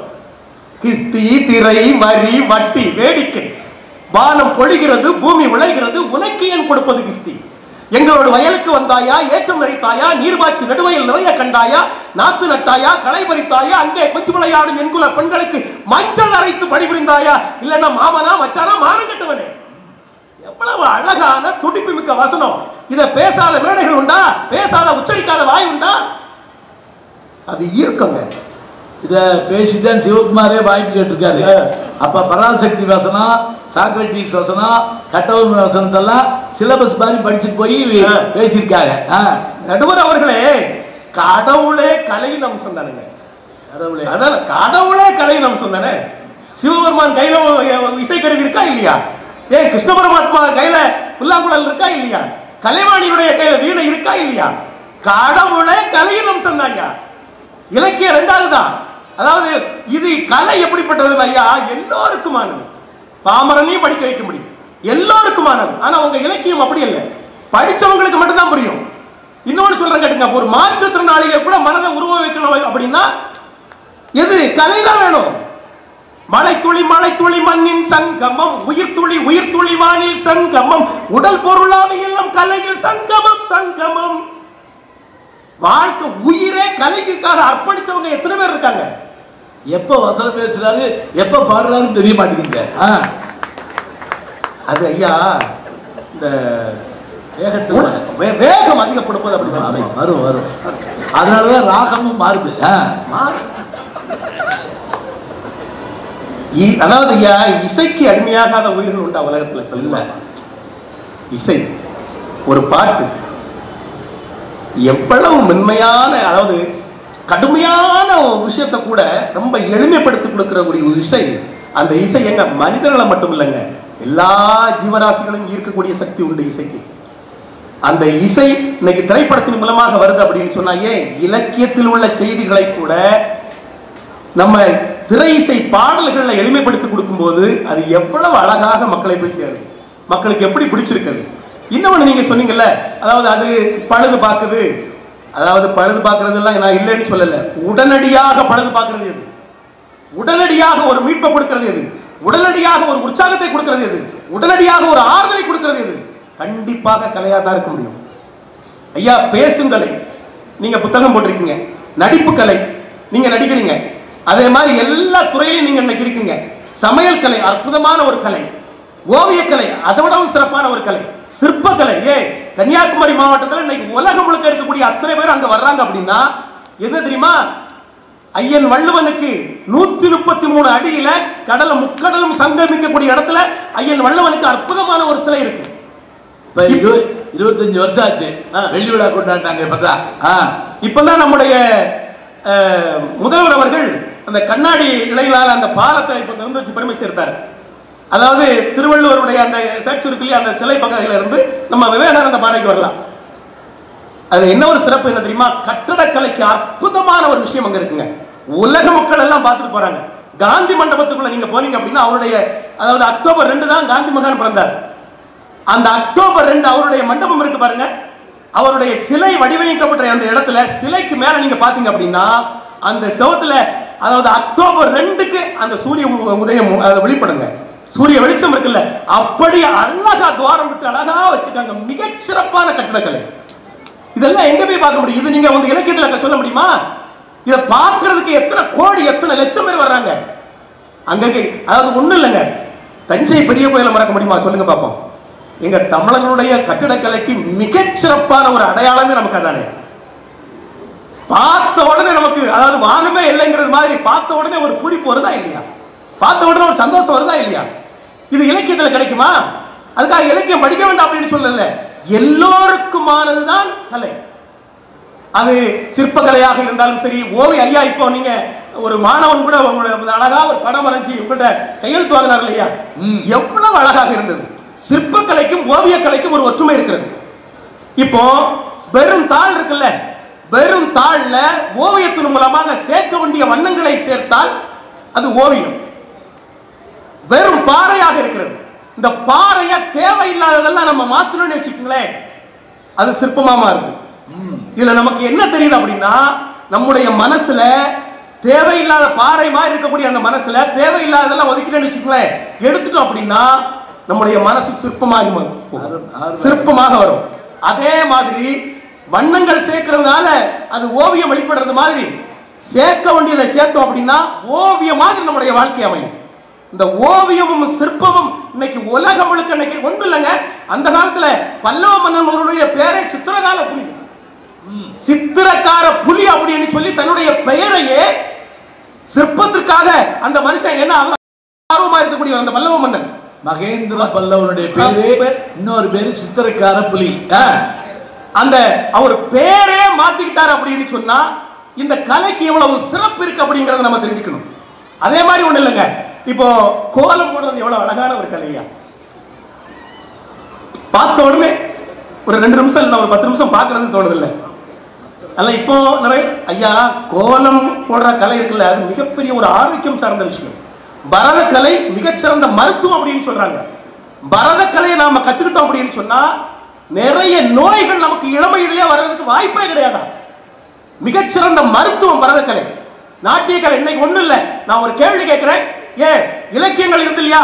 இந்த இலக்கியங்களை தெருக்கூத்து மூலமாகவும் நாட்டிய நிகழ்ச்சிகளின் மூலமாகவும் கிராமம் கிராமமாக கொண்டு சேர்த்தது நாடக கலை. இதுக்கு ஈடுகளையாக சொல்ல முடியுமா? நாடகத்தின் மூலமா தான் கொண்டு சேர்த்தாங்க. மகாபாரதம் எப்படி மக்களுக்கு தெரிஞ்சு? ஒரு கிராமத்து வாசிக்கு மகாபாரதம் எப்படி தெரியும்? ராமாயணம் எப்படி தெரியும்? ஏன் சங்க இலக்கிய நிகழ்ச்சிகள் எப்படி தெரியும்? இதையெல்லாம் கொண்டு சேர்த்தது தெருக்கூத்து மூலமாக. தெருக்கூத்து மூலமாக மக்கள் கொண்டு சேர்த்தாங்க. அதே மாதிரி நடன நிகழ்ச்சி மூலமாக கொண்டு சேர்த்தாங்க. நாடகத்தின் மூலமாக கொண்டு சேர்த்தாங்க. ஏன் நீங்க என்ன கிடைக்குதுன்னு கேட்டீங்கல்ல, ஒண்ணு சொல்றங்க. அதாவது ஹரிச்சந்திரன் எங்கக்கூடிய ஒரு நாடகம் தானங்க மகாத்மா காந்தி பார்த்தாரு. அந்த ஒரு நாடகம் தன்னுடைய வாழ்நாளில் இனி பொய்யே பேசக்கூடாது, உண்மையை மட்டுமே பேச வேண்டும் என்கக்கூடிய ஒரு உறுதியை எடுத்தார் அப்படின்னு சொன்னா ஒரு நாடக கலை எவ்வளவு மக்கள் மத்தியிலே எவ்வளவு சிறப்பாக இருந்திருக்கிறது என்று சொன்னால், நடுவர் அவர்களே, இலக்கியம் ஒரு பக்கம் இருக்கட்டும், கலை என்று சொல்வது அவர் போதை அப்படின்னு சொன்னாரு. அது போதை, அது ஒரு விதமான போதையாக கூடவே இருக்கட்டுமே. போதைன்னா நீங்க நினைக்கிற போதை இல்லை இது, சரியா? நீங்க வேற ஏதாவது நினைச்சிடக்கூடாது. நீங்க நினைக்கிற அவர் என்ன போதை நினைச்சாரு? அவர் நினைச்சது அவருக்கு தானே தெரியும். ஆனா எனக்கு தெரியும், உங்களுக்கு தெரியுது. அவர் எதையாவது நினைச்சு சொல்லிருப்பாரு. சில பேரு அவ்வளவு போதை இதுல இல்லையே அப்படிப்பாங்க. அது என்னன்னு யாருக்குமே தெரியாது. அதாவது ஐயா, அந்த கலை உணர்வு இருக்குல்ல, இது உணர்வு ஆன்மா சார்ந்த விஷயம், இது உயிர் சார்ந்த விஷயம். இதுக்கு ஈடு இணையாக இதுக்கு பிறகுதான் நீங்க இலக்கியத்தை சொல்ல முடியும். ஏன்னா கலைதான் இன்னைக்கு உலகையே ஆட்சி செய்து கொண்டிருக்கிறது. கலை மூலமாக, திரைத்துறை மூலமாகத்தான் முதலமைச்சர்கள் கூட நமக்கு கிடைத்திருந்தார்கள் அப்படின்னு சொன்னா இந்த கலைதான் வன்மனதை மென்மனதாக்கும் என்று சொல்லி வாய்ப்பளித்தமைக்கு நன்றி பாராட்டி விடைபெறுகின்ற அன்பு வணக்கம் ஐயா. செயற்கை நுண்ணறிவு பற்றி ஒரு பேராசிரியர் பேசிட்டு இருந்தேன். அது எப்படி பயன்படுத்துறதுன்னு நான் கேட்டேன். நான் தமிழ் வாத்தியார் தானே, எனக்கு அதிகமாக தெரியாதுல்ல. அவர் சிம்பிளாக ஒரு ஆப் இறக்கி முன்னாடி வச்சு ஒரு கவிதை சொல்லுங்களேன் அப்படின்னாருன்னே. சரி, வேற கவிதை வேண்டாம்னு நான் சின்ன பிள்ளையில் எழுதின ஒரு கவிதையை சொல்லிவிட்டேன். இதை பாட்டா பார்த்தோமா அப்படின்னாரு. எப்படி பார்த்துவீங்கன்னு கேட்டேன். உங்களுக்கு என்னென்ன கருவி வேணும்னு கேட்டார். ஒரு புல்லாங்குழல் இருந்தால் நல்லா இருக்கும்னே, அப்புறம் ஒரு வயலின், அப்புறம் மிருதங்கம், சரி தபையெல்லாம் வச்சுக்கிறோம் அப்படின்னு வச்சுக்கோங்க. நான் காசா பணமா, மேல் வாய்ஸா ஃபீமேல் வாய்ஸான்னு கேட்டார். அதில் ஒன்று இதில் ஒன்று போட்டு விடுங்களேன் அப்படின்னேன். நான் என்ன நினச்சேன், இதெல்லாம் எடுத்துகிட்டு போய் ஒரு வாரம் கழிச்சு கொண்டு வருவார்னு நினச்சேன். 13 செகண்டுங்க, 13 செகண்டு முடிச்சுட்டு நான் சொன்ன என் வாய்ஸ் இருக்குல்ல, அந்த வாய்ஸை 6 ராகத்தில் போட்டு கொடுத்து அந்த ஆர்டிஃபிஷியல் இன்டெலிஜென்ஸ் ஞாபகம் வச்சுக்கோங்க. இன்னைக்கு கலை அதை நான் போய் ரெக்கார்டிங் ரூம் போகல, சிங்கரை பார்க்கல, மியூசிக் இவங்களை பார்க்கல, ஆனால் அது பாட்டாக மாறி இருக்கிறது. இப்போ இதை கேட்ட உடனே எனக்கே அந்த பாட்டு பிடிச்சி போச்சு.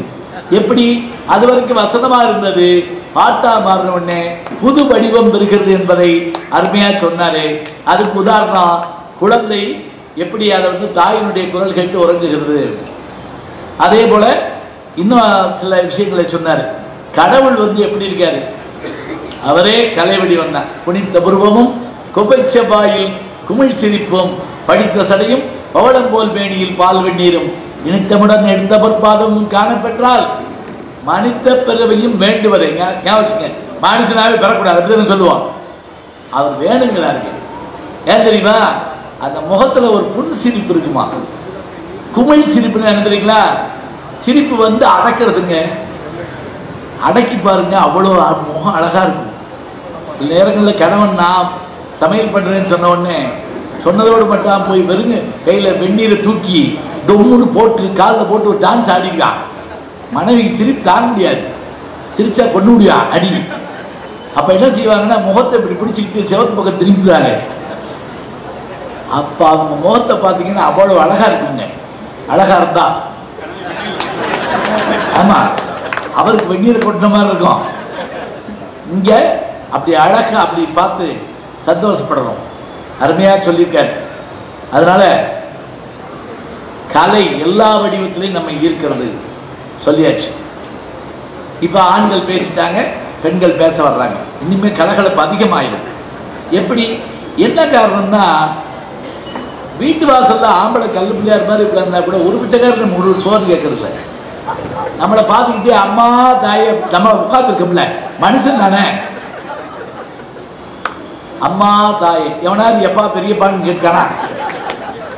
அதுல ஒருத்த அம்மா சோறு போடுங்க, உடனே அந்த ஆள் பொம்பளையாள் இல்லை அப்படின்னு இருக்காரு. நான் அது கேட்கலங்க அப்படின்னு நானே. அவன் பாருங்க எப்படி தக்கல்னு. சில பேர் பிச்சை தான் கேட்குறாங்கன்னு நினைப்போம். கேட்குற கேள்வி அருமையா கேட்பான். என்கிட்ட ஒருத்த வாய் பேச முடியாத ஊமையா 5 ரூபா கொடுங்கன்னு கேட்டான். உங்களுக்கு புரியல, பேசாம உட்காந்துருக்கீங்க.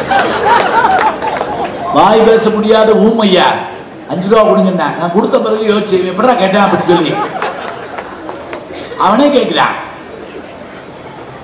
சரி நடுவர் அவர்களே, இங்க நம்ம பட்டிமன்றம் நடக்கிறதுக்கு முன்னாடி அழகா நடனம் ஆடுனாங்க. அவங்க நடன கலைஞர்கள் என்று சொல்வார்கள்.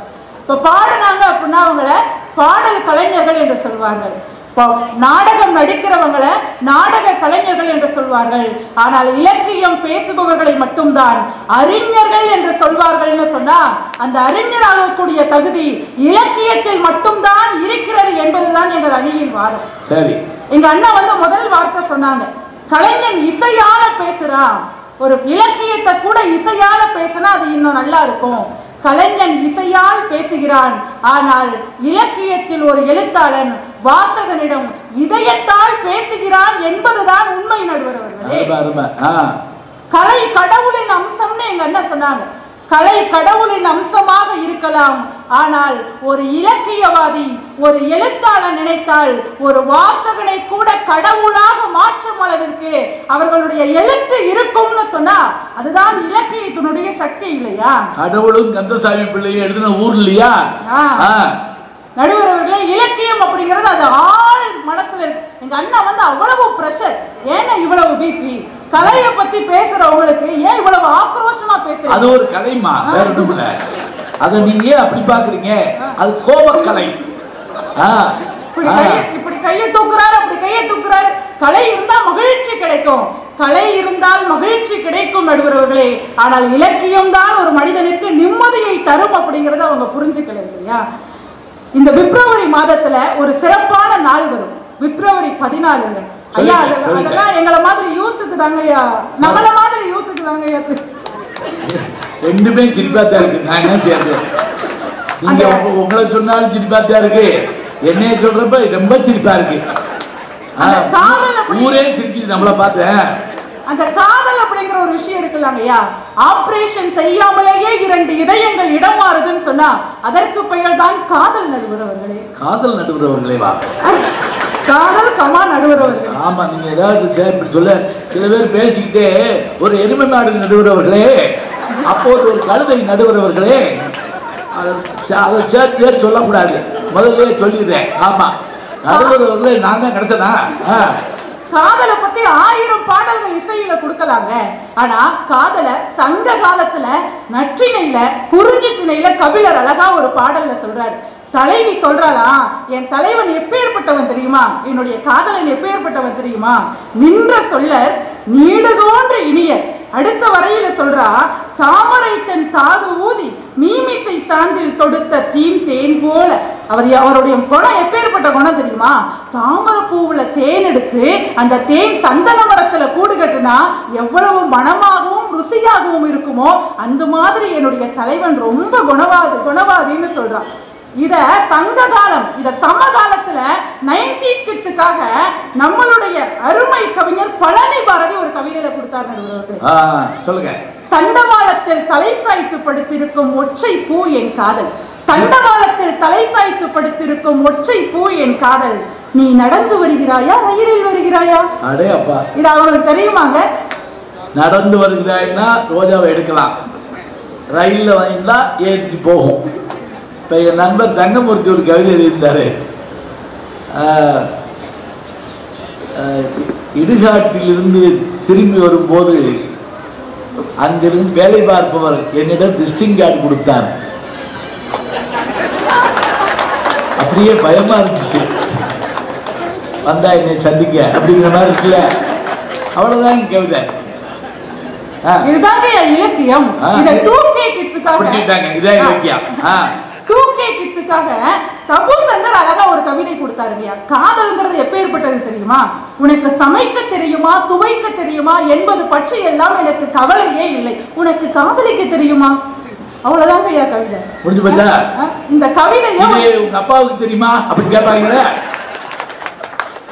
இந்த கவிதைய ஒரு கலைஞனோ ஒரு வாசகனோ வாசிச்சுட்டு அந்த நாள் முழுக்க உற்சாகமா இருக்கிறதுக்கு இந்த வரி உதவிப்படுதுன்னு சொன்னா, ஒரு கணவன் மனைவிக்குள்ள ஒரு அன்பை ஒரு நேசத்தை ஏற்படுத்துறதுக்கு இந்த இலக்கியம் உதவிப்படுதுன்னு சொன்னா, கலைக்கு இல்லாத மகிழ்ச்சி இலக்கியத்தில் இருக்கக்கூடிய வரிகளுக்கு இருக்கிறது நடுவர்களே. இந்த பிப்ரவரி 14 காதலர் தினம் மட்டும் கிடையாதுங்க. புல்வாமா தாக்குதல்ல 40ற்கும் மேற்பட்ட ராணுவ வீரர்கள் இறந்து போனார்களே, அந்த ராணுவ வீரர்களை நினைச்சு நம்ம எல்லாரும் ஒரு புது கவிஞன் தாங்க ராணுவ வீரனுக்காக அழகா ஒரு வரியிலங்கய்யா, ஒரே வரியில அவருடைய தியாகத்தை சொன்னான். மரணத்தை கூட முன்பதிவு செய்து கொண்டவன் ராணுவ வீரன். முன்பதிவு செய்து கொண்டவன் ராணுவ வீரன். ராமாயணத்தை 2 வரியில சொல்லுங்கன்னு சொன்னாங்க. எங்க 2000 வருஷத்துக்கு முன்னாடி போணுமா, இலக்கியம் இருக்கு. 2K கிட்ஸ்க்காக இலக்கியம் வேணுமா, இலக்கியம் இருக்கு. யாரு அந்த 2K கிட்ஸ்? அப்பல இருந்து சொல்லிட்டே இருக்காப்ல, எனக்கு ஒண்ணும் புரிய மாட்டேங்குது. அங்க உட்கார்ந்திருக்காங்க நம்ம பிள்ளைங்க, அந்த 2 ரசிகர்கள் அவங்கள கை காட்டுறாங்க, அவ்வளவுதானா? கை தூக்குறாங்க பாருங்கயா. எந்திரச்சு கூட கும்பிடுங்கயா. சபாஸ், அருமை. 2K கிட்ஸ் வந்துட்டாங்க. 2 வரி கூட்டு வந்தீங்க, நான் பேசுறேன், நடுவுல எந்திரச்சு கும்பிடு அப்படின்னு. 2 வரியில ராமாயணத்தை பத்தி சொல்லுங்கன்னு ஒரு புது என்பதற்கு அவன் அழகா சொன்னாங்க இல்லையா, புருவம் என்னும் வில் வளைத்தால் சீதை, அந்த வில் ஒடித்தான் ராமன். அவ்வளவுதான், முடிஞ்சு போச்சு. புருவம் என்ற வில்.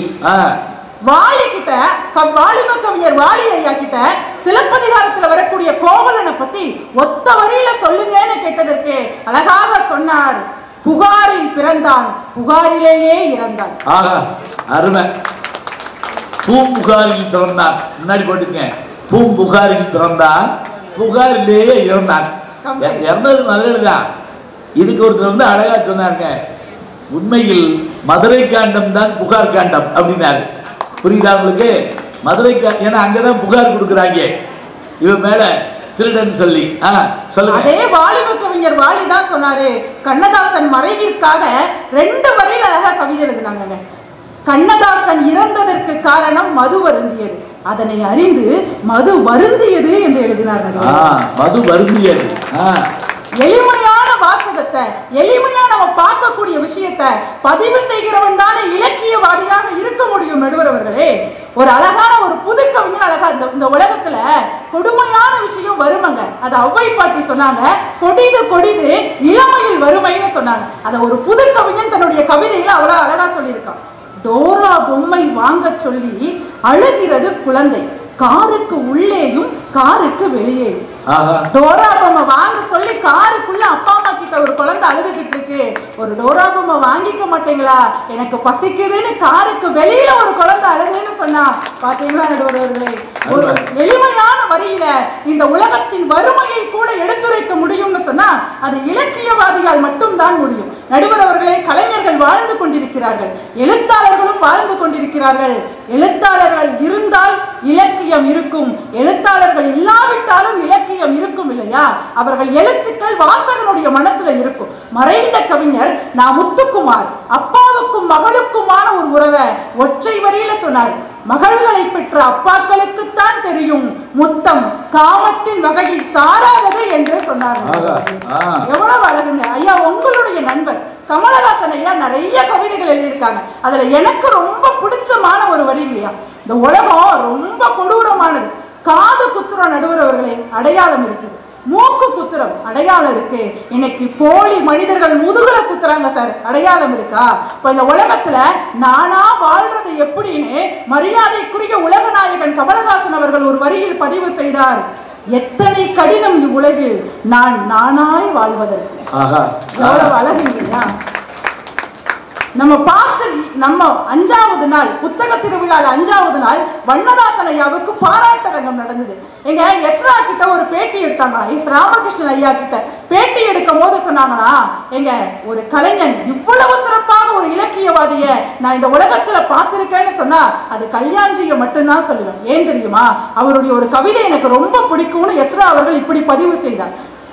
யானை கூட்டத்தை கூட நம்மளால பார்க்க முடியுது, ஆனா மண்புழுவை தாங்க நம்மளால பார்க்க முடியல. இது எங்க கல்யாண்ஜி ஐயாவுடைய கவிதை இல்லையா? மண்புழுவை பத்தி யாரால பேச முடியும்? மனிதநேயம் மிக்க ஒரு இயற்கை சார்ந்த ஒரு அன்பான ஒரு எழுத்தாளனால் மட்டும்தான் பேச முடியும் என்று சொன்னால் நடுவர் அவர்களே, ஒரு பண்பாட்டை சொல்லிக் கொடுப்பது கலை என்றால் ஒழுக்கத்தையும் மனிதனுக்கு சேர்த்து சொல்லிக் கொடுப்பதுதான் இலக்கியம் என்பதை நாம் புரிந்து கொள்ள வேண்டும். மாதவியினுடைய அரங்கேற்று காதையில கூட நாங்க கலையை பத்தி அழகா இளங்கோவடிகள் சொல்லியிருக்காரு. ஆடல் பாடல் இசையை தமிழேன்னு சொல்லியிருக்காங்க. மணிமேகலை அப்படிங்கிற இலக்கியத்துல கூட ஒரு அழகிய பூங்காவை ஓவிய கலையா நாங்க காட்சிப்படுத்தி இருக்கோம்னு சொன்னா நம்ம முண்டாசு கவிஞன் பாரதி பாஞ்சாலி சபதத்தை கூட திரௌபதி வஸ்திர புராணம்னு சொல்லிட்டு ஒரு தெருக்கூத்தை தழுவிதான் எழுதி இருக்கிறார் என்று சொன்னால் இந்த உலகத்தில் கலை வாழ்வதற்கு கூட நிச்சயமாக இலக்கியம் தேவைப்படுகிறது. புத்தகம் படித்தவர்கள் எல்லாம் அறிவாளிகள் அல்ல, ஆனால் அறிவாளிகள் எல்லாம் நிச்சயமாக புத்தகம் படித்தவர்களே என்பதை நாம் புரிந்து கொள்ள வேண்டும். ஒரு புத்தக கடையில ஒரு நாட்டுல புத்தக கடையை பூட்டவே மாட்டாங்களாம். அந்த உரிமையாளர் கிட்ட கேட்டாங்களாம், ஏன் புத்தக கடையை பூட்ட மாட்டீங்க, திருடிட்டு போயிட மாட்டாங்களான்னு கேட்டாங்களாம். அதற்கு அந்த உரிமையாளர் சொன்னாங்களாம், புத்தகம் படிப்பவர்கள் திருடுவதில்லை, திருடர்கள் புத்தகம் படிப்பதே இல்லை என்று சொன்னார்கள். சொன்னா இலக்கியமா இருக்கட்டும், கவிதையா இருக்கட்டும், ஒரு வரியா இருக்கட்டும், ஒரு கதையா இருக்கட்டும், ஒவ்வொரு நாளும் நம்ம படிக்கும் போது நம்ம மனசுல ஒரு மலர்ச்சியையும் ஒரு கிளர்ச்சியையும் ஏற்படுத்தக்கூடிய ஒரு விஷயமா இருக்குதுன்னா ஒரே ஒரு விஷயத்தை சொல்லி நான் நிறைவு பண்ணிக்கிறேன் ஐயா. போறீங்களா? இல்ல எப்படி சொல்லிட்டு தான் போவீங்க. எஸ் ராமகிருஷ்ணன் ஐயா அழகா ஒரு கட்டுரையில குறிப்பிட்டு இருந்தாங்க. துரப்பாண்டின்னு ஒருத்தருங்க ஒரு பூக்கடை வச்சிருக்காரு. தினமும் கடையை சாத்தும் போது ஒரு 4 மாலையை வெளியில தொங்க விட்டு போவாராம். ஏன் அவருடைய நண்பர் கேட்டதற்கு சொன்னாரா, இல்ல நம்ம கிராமத்துல இருக்கிறோம், ஏதாவது துக்கம் நடந்துட்டுன்னு சொன்னா மாலையை தேடி அலையக்கூடாது இல்லையா, அதனால நான் வாசல்ல தொங்க விட்டுருக்கேன்னு சொன்னாங்க. அப்படின்னா நீங்க நினைச்சு பார்த்துக்கோங்க, அந்த துரைப்பாண்டிங்கிறவர் மிகப்பெரிய பணக்காரர் கிடையாதுங்க. நான் 4 மாலையை துக்கத்துக்கு கூட கொடுத்துட்டு போனோம்னு சொல்லிட்டு ஒரு எழுத்தாளன் பதிவு செய்கிறான் என்று சொன்னால் இந்த உலக வன்மத்தை கூட மென்மையாக மாற்ற முடியும். எதனால்? இலக்கியத்தால். நன்றி, வணக்கம். நற்றினையை தொடங்கினாங்க. வாலி தொடங்கி முத்துக்குமார், அதே போல பள்ளி பாரதி, வரிசையா சொல்லி வண்ணதாசன் வரைக்கும் அப்படியே அழகா சொல்லி போன கல்யாணியினுடைய கவிதைகளை பற்றி சொல்ற போது அவ்வளவு அருமையா இருந்தது. ரொம்ப மகிழ்ச்சியான ஒண்ணு. அதுவும் மண்புழுவை பத்தி சொன்னாங்கன்னு சொன்னீங்க பாருங்க, கேட்கவே ஆச்சரியமா இருந்தது. மனோன்மணியத்திலையும் அப்படி ஒரு செய்தி வருதுங்க. மனோன்மணியம் நீங்க படிச்சீங்கன்னா தெரியும். மனோன்மணியம் சுந்தரம்பிள்ளையினுடைய மனோன்மணியத்தில் நடராசன் என்ற ஒரு பாத்திரம் வரும். அவன் அது இந்த புழுட்டே பேசுவாங்க, நான்கூழ் புழுவே நான்கூழ் புழுவேன்னு அதோட பேசுவாங்க. அந்த வில்லன் கூட அவனை பத்தி சொல்றப்ப அவன் யார் அந்த புழுவோடு பேசுவானே அவனா அப்படின்னு கேட்பாப்புல. அப்படியான ஒரு ஆச்சரியமான செய்தியை இலக்கியத்தின் மூலமாக, அது புத்தகத்தை வந்து படிச்சவன் என்ன பண்ணான், திருட மாட்டான், திருட படிக்க மாட்டான், முடிஞ்சு போச்சு. அப்படியே உள்டாவா மாற்றி போட்டால் கவிதை வந்துருச்சு. அழகா எடுத்து ஒவ்வொரு கவிதைகளும் சொல்ல சொல்ல சொல்ல நமக்கு புத்தகம் வாங்கி படிக்கணும் போல ஒரு எண்ணம் ஏற்படுதுங்க. இப்போ பலர் கூட கேட்பாங்க, புத்தக திருவிழாவில் பட்டி பண்ணுறோம் பேச்சுன்னு வச்சுக்கிட்டா அங்கே கூட்டம் வரும். அப்படிலாம் இல்லைங்க, இங்கே கேட்ட உடனே போய் வாங்கின மாதிரி இருக்கணும். ஒரு நிமிஷம் அந்த புத்தகத்தை பார்ப்பேன். சொன்னாங்கல்ல வாலி ராமாயணத்தை அப்படி எழுதியிருப்பாருங்க. அந்த சாபமா கொடுக்கக்கூடிய ஒரு முனிவர் ஒருத்தர் வருவார். அவர் பேர் துர்வாசமுனி. 24 ஹவர்ஸ்க்கு அதான் வேலை அவருக்கு. எவனை பார்த்தாலும் நாயாப்பா அப்படி போ இப்படி போட்டு இருப்பார். அவரை பத்தி வாலி சொல்லுவாரு, நாக்கு நுனியில் வேதம் மூக்கு நுனியில் கோபம் அப்படிப்பார். நமக்கு சொல்லுவோம்ல, அவனுக்கு மூக்கு நுனியில் கோபம் வருதா அப்படிப்பாங்கல்ல, அதை அழகா எடுத்து சொல்லுவாங்க. ரொம்ப அருமையாக பேசியிருக்கிறார்கள். பல அரிய செய்திகளை எல்லாம் நமக்கு எடுத்து சென்றார்கள். என்னுடைய இனிய நண்பர் கமல் பற்றியும் சொன்னாங்க. அவருடைய கவிதையெல்லாம் தோத்து புத்தகமாக போட்டோம்னு நானும் பல முறை சொல்லிட்டேன், வரும்னு நினைக்கிறேன். எனக்கு பிடிச்ச ஒரு கவிதை என்ன தெரியுங்களா, அவர் ஒரு அருமையான செய்தி எழுதியிருந்தாருங்க.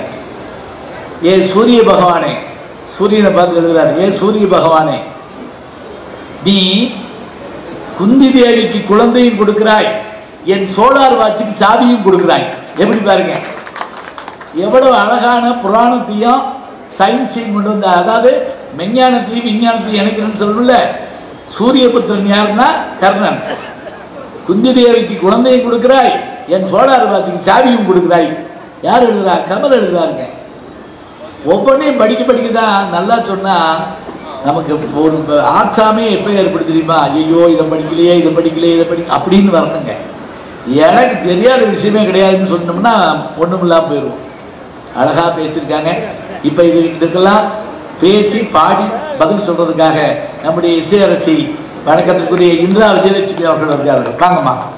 வெள்ளை திருநீரும் வெற்றி வடிவேலும் உள்ளத்தில் தோன்றுமே, வெள்ளை திருநீரும் வெற்றி வடிவேலும் உள்ளத்தில் தோன்றுமே, வெள்ளிமயில் ஏறி வேலன் வருவதை நெஞ்சம் காணுமே, எனையாளும் ஆண்டவனே எழில் வேலையா, எமை காக்க எழுந்தோடி வருவாயையா, முருகா முருகா அழகான முருகா, அழகான பழனிமலை ஆண்டவா, உன்னை அனுதினமும் பாட வந்தேன் வேலவா என்று எல்லாம் வல்ல எம்பெருமான் தமிழ் கடவுளின் திருத்தாள்களை வணங்கி நடுவர் அவர்களை வணங்கி, இப்போ இந்த தலைப்புக்கு எதிரணியிலிருந்து பேசின சகோதரி அவர்கள் அழகழகான கவிதைகள் எல்லாம் அடுக்கடுக்காக தொடுத்து 10 நிமிஷத்துல பேச்சுக்கலை மூலமா நமக்கு கொடுத்த கஷ்டப்பட்டார்ல, இதெல்லாம் படிக்கணும்னா நமக்கு எத்தனை நேரம் ஆயிருக்கும்? அவங்களுக்கு எவ்வளவு நாளா இருக்கும்? 10 நிமிஷத்துல அது ஒரு பேச்சு கலை மூலமா கொடுக்க முடியுது அப்படின்னா எவ்வளவு அழகு! அப்ப கலை எவ்வளவு உயர்வானது!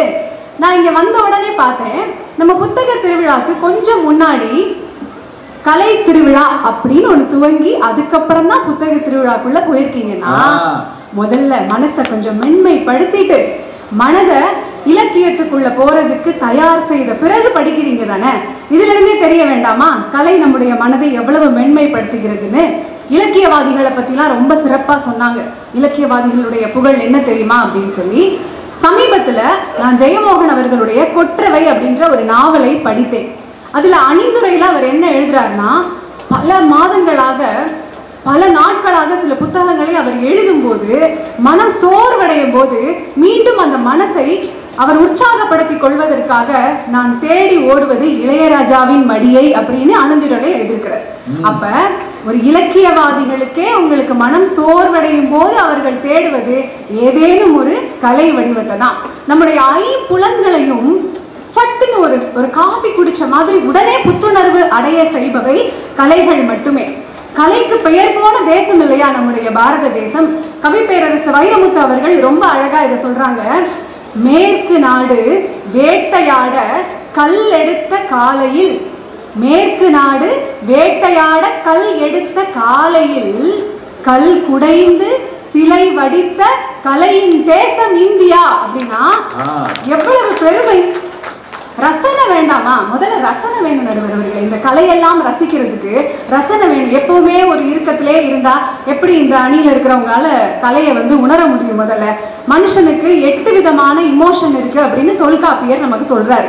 கோபம், அழுகை, இந்த மாதிரியான இமோஷன்ல ரொம்ப முக்கியமானது உவகை அல்லவா? நடுவர்களே, உங்களுக்கே உவகை புலவர்னு ஒரு பட்டமெல்லாம் கொடுத்தாங்க. அமெரிக்கால உவகை புலவர்னு கொடுத்தாங்க. நல்ல தமிழ்ல. மதுரையில பெஸ்ட் கிளாரியஸ் ஸ்பீக்கர்னு இங்கிலீஷ்ல கொடுத்தாங்க. 2 வச்சிருக்கேன். இது எதுக்கு அது எதுக்குன்னு சொல்றேன். அது எதுக்குன்னா, அவங்க கொடுத்தது நமக்கு புரியறதுக்காக, இவங்க கொடுத்தது அவங்களுக்கு புரியறதுக்காக. இப்ப நீங்க சொன்ன உடனே எவ்வளவு உவகையோட மக்கள் மகிழ்ந்து கை தட்டுறாங்க. அதுதான் மகிழ்ச்சி. ஒரு பாடலை கேட்கும் போது நம்ம மனம் எந்த ஒரு இமோஷன்ல இருந்தாலும் சட்டுன்னு ஒரு புத்துணர்வு அடையுதுல நடுவர்களே. அழகேவா அருகேவா அழகேவா தலைவாவா அழகேவா அருகேவா அப்படின்னு ஒரு பாட்டு நம்ம காதுல கேட்கும் போது அது நமக்கு எவ்வளவு புத்துணர்ச்சியை கொடுக்குது. இப்பதான் சொன்னேன், அதுக்குள்ள நம்ம பாடிச்சு. அவ்வளவு சுலபமா பாட முடியாதுங்க. அப்புறம் நம்ம ஏதாவது முயற்சி பண்ணி கூடத்தை கலைக்கப்படாது. நடுவர்களே, மைக்கேல் மதன காமராஜன் அப்படின்னு ஒரு திரைப்படம் உங்களுடைய அன்பு நண்பர் உலகநாயகன் கமல்ஹாசன் அவர்கள் நடிச்சது. அந்த படத்துல நான் பார்த்துட்டு இருக்கும் போது ஒரு காட்சி, ரைஸ் ஆர்ட் அப்படின்னு ஒரு விஷயம் இருக்கு. அரிசியில ஓவியம் வரையக்கூடிய கலை. அந்த படத்தோட கதாநாயகி ரொம்ப சிரமப்பட்டு 3-4 மணி நேரங்கள் செலவு செய்து ஒரு சின்ன அரிசியில தாஜ்மஹாலை வரைஞ்சிடுவாங்க. வரைஞ்சு அதை உங்க நண்பர்கிட்ட கொடுப்பாங்க. அவர் அதை திறந்து பார்த்துட்டு அந்த அரிசியை எடுத்து படக்குன்னு வாயில போட்டு மென்னு துப்பிட்டு, ஐயா பழைய அரிசி அப்படின்னு சொல்லுவார் நடுவர்களே. இப்படித்தான் இந்த அணியில இருக்கிறவங்களும் இருக்கிறாங்க. ஒரு ரசனை கிடையாது. சரி, உங்களுக்கு கொடுத்தோம்னா ஒண்ணு விட்டுட்டீங்க. அதுல ஓவியம், அதுல நான் ஓவியம் வரைஞ்சிருக்கேன் அப்படின்னு சொன்னேன். ஓ, கலை அரசியா நீங்க அப்படிம்பாரு. அது கலை அரிசிய கலை அரிசி அப்படிம்பாரு அடுத்த வார்த்தை. கலை அரிசி அப்படின்னு சொல்றாரு. ரொம்ப அழகு நடுவர்களே. இப்படி அந்த ரசனையே இல்லாம இருக்கிறதுனாலதான் இவ்வளவு இறுக்கமா நீங்க இருக்கிறீங்க. அந்த தன்மையை விட்டு வெளியில வந்தாதான் உங்களால எதையும் ரசிக்கவே முடியும். நம்முடைய கலைக்கு எடுத்துக்காட்டாக விளங்கக்கூடிய தாஜ்மஹால் இருக்குல்ல, அங்க திருக்குரானுடைய வசனங்கள் அந்த சுவர்கள்ல பொறிக்கப்பட்டிருக்குமா.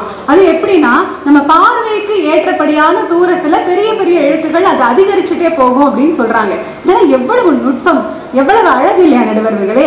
இதெல்லாம் ரசிக்கிறதுக்கு ஒரு மனசு வேணும்ல. அங்க போயிட்டு சுத்தி பார்த்துட்டு தாஜ்மஹாலை பார்த்தாச்சு, சரி சரி கிளம்புவோம் வீட்டுல போய் அடுத்த வேலையை பார்ப்போம் அப்படிங்கிற மாதிரி மனநிலையில இருந்தா எப்படி நம்ம கலையை ரசிக்க முடியும்?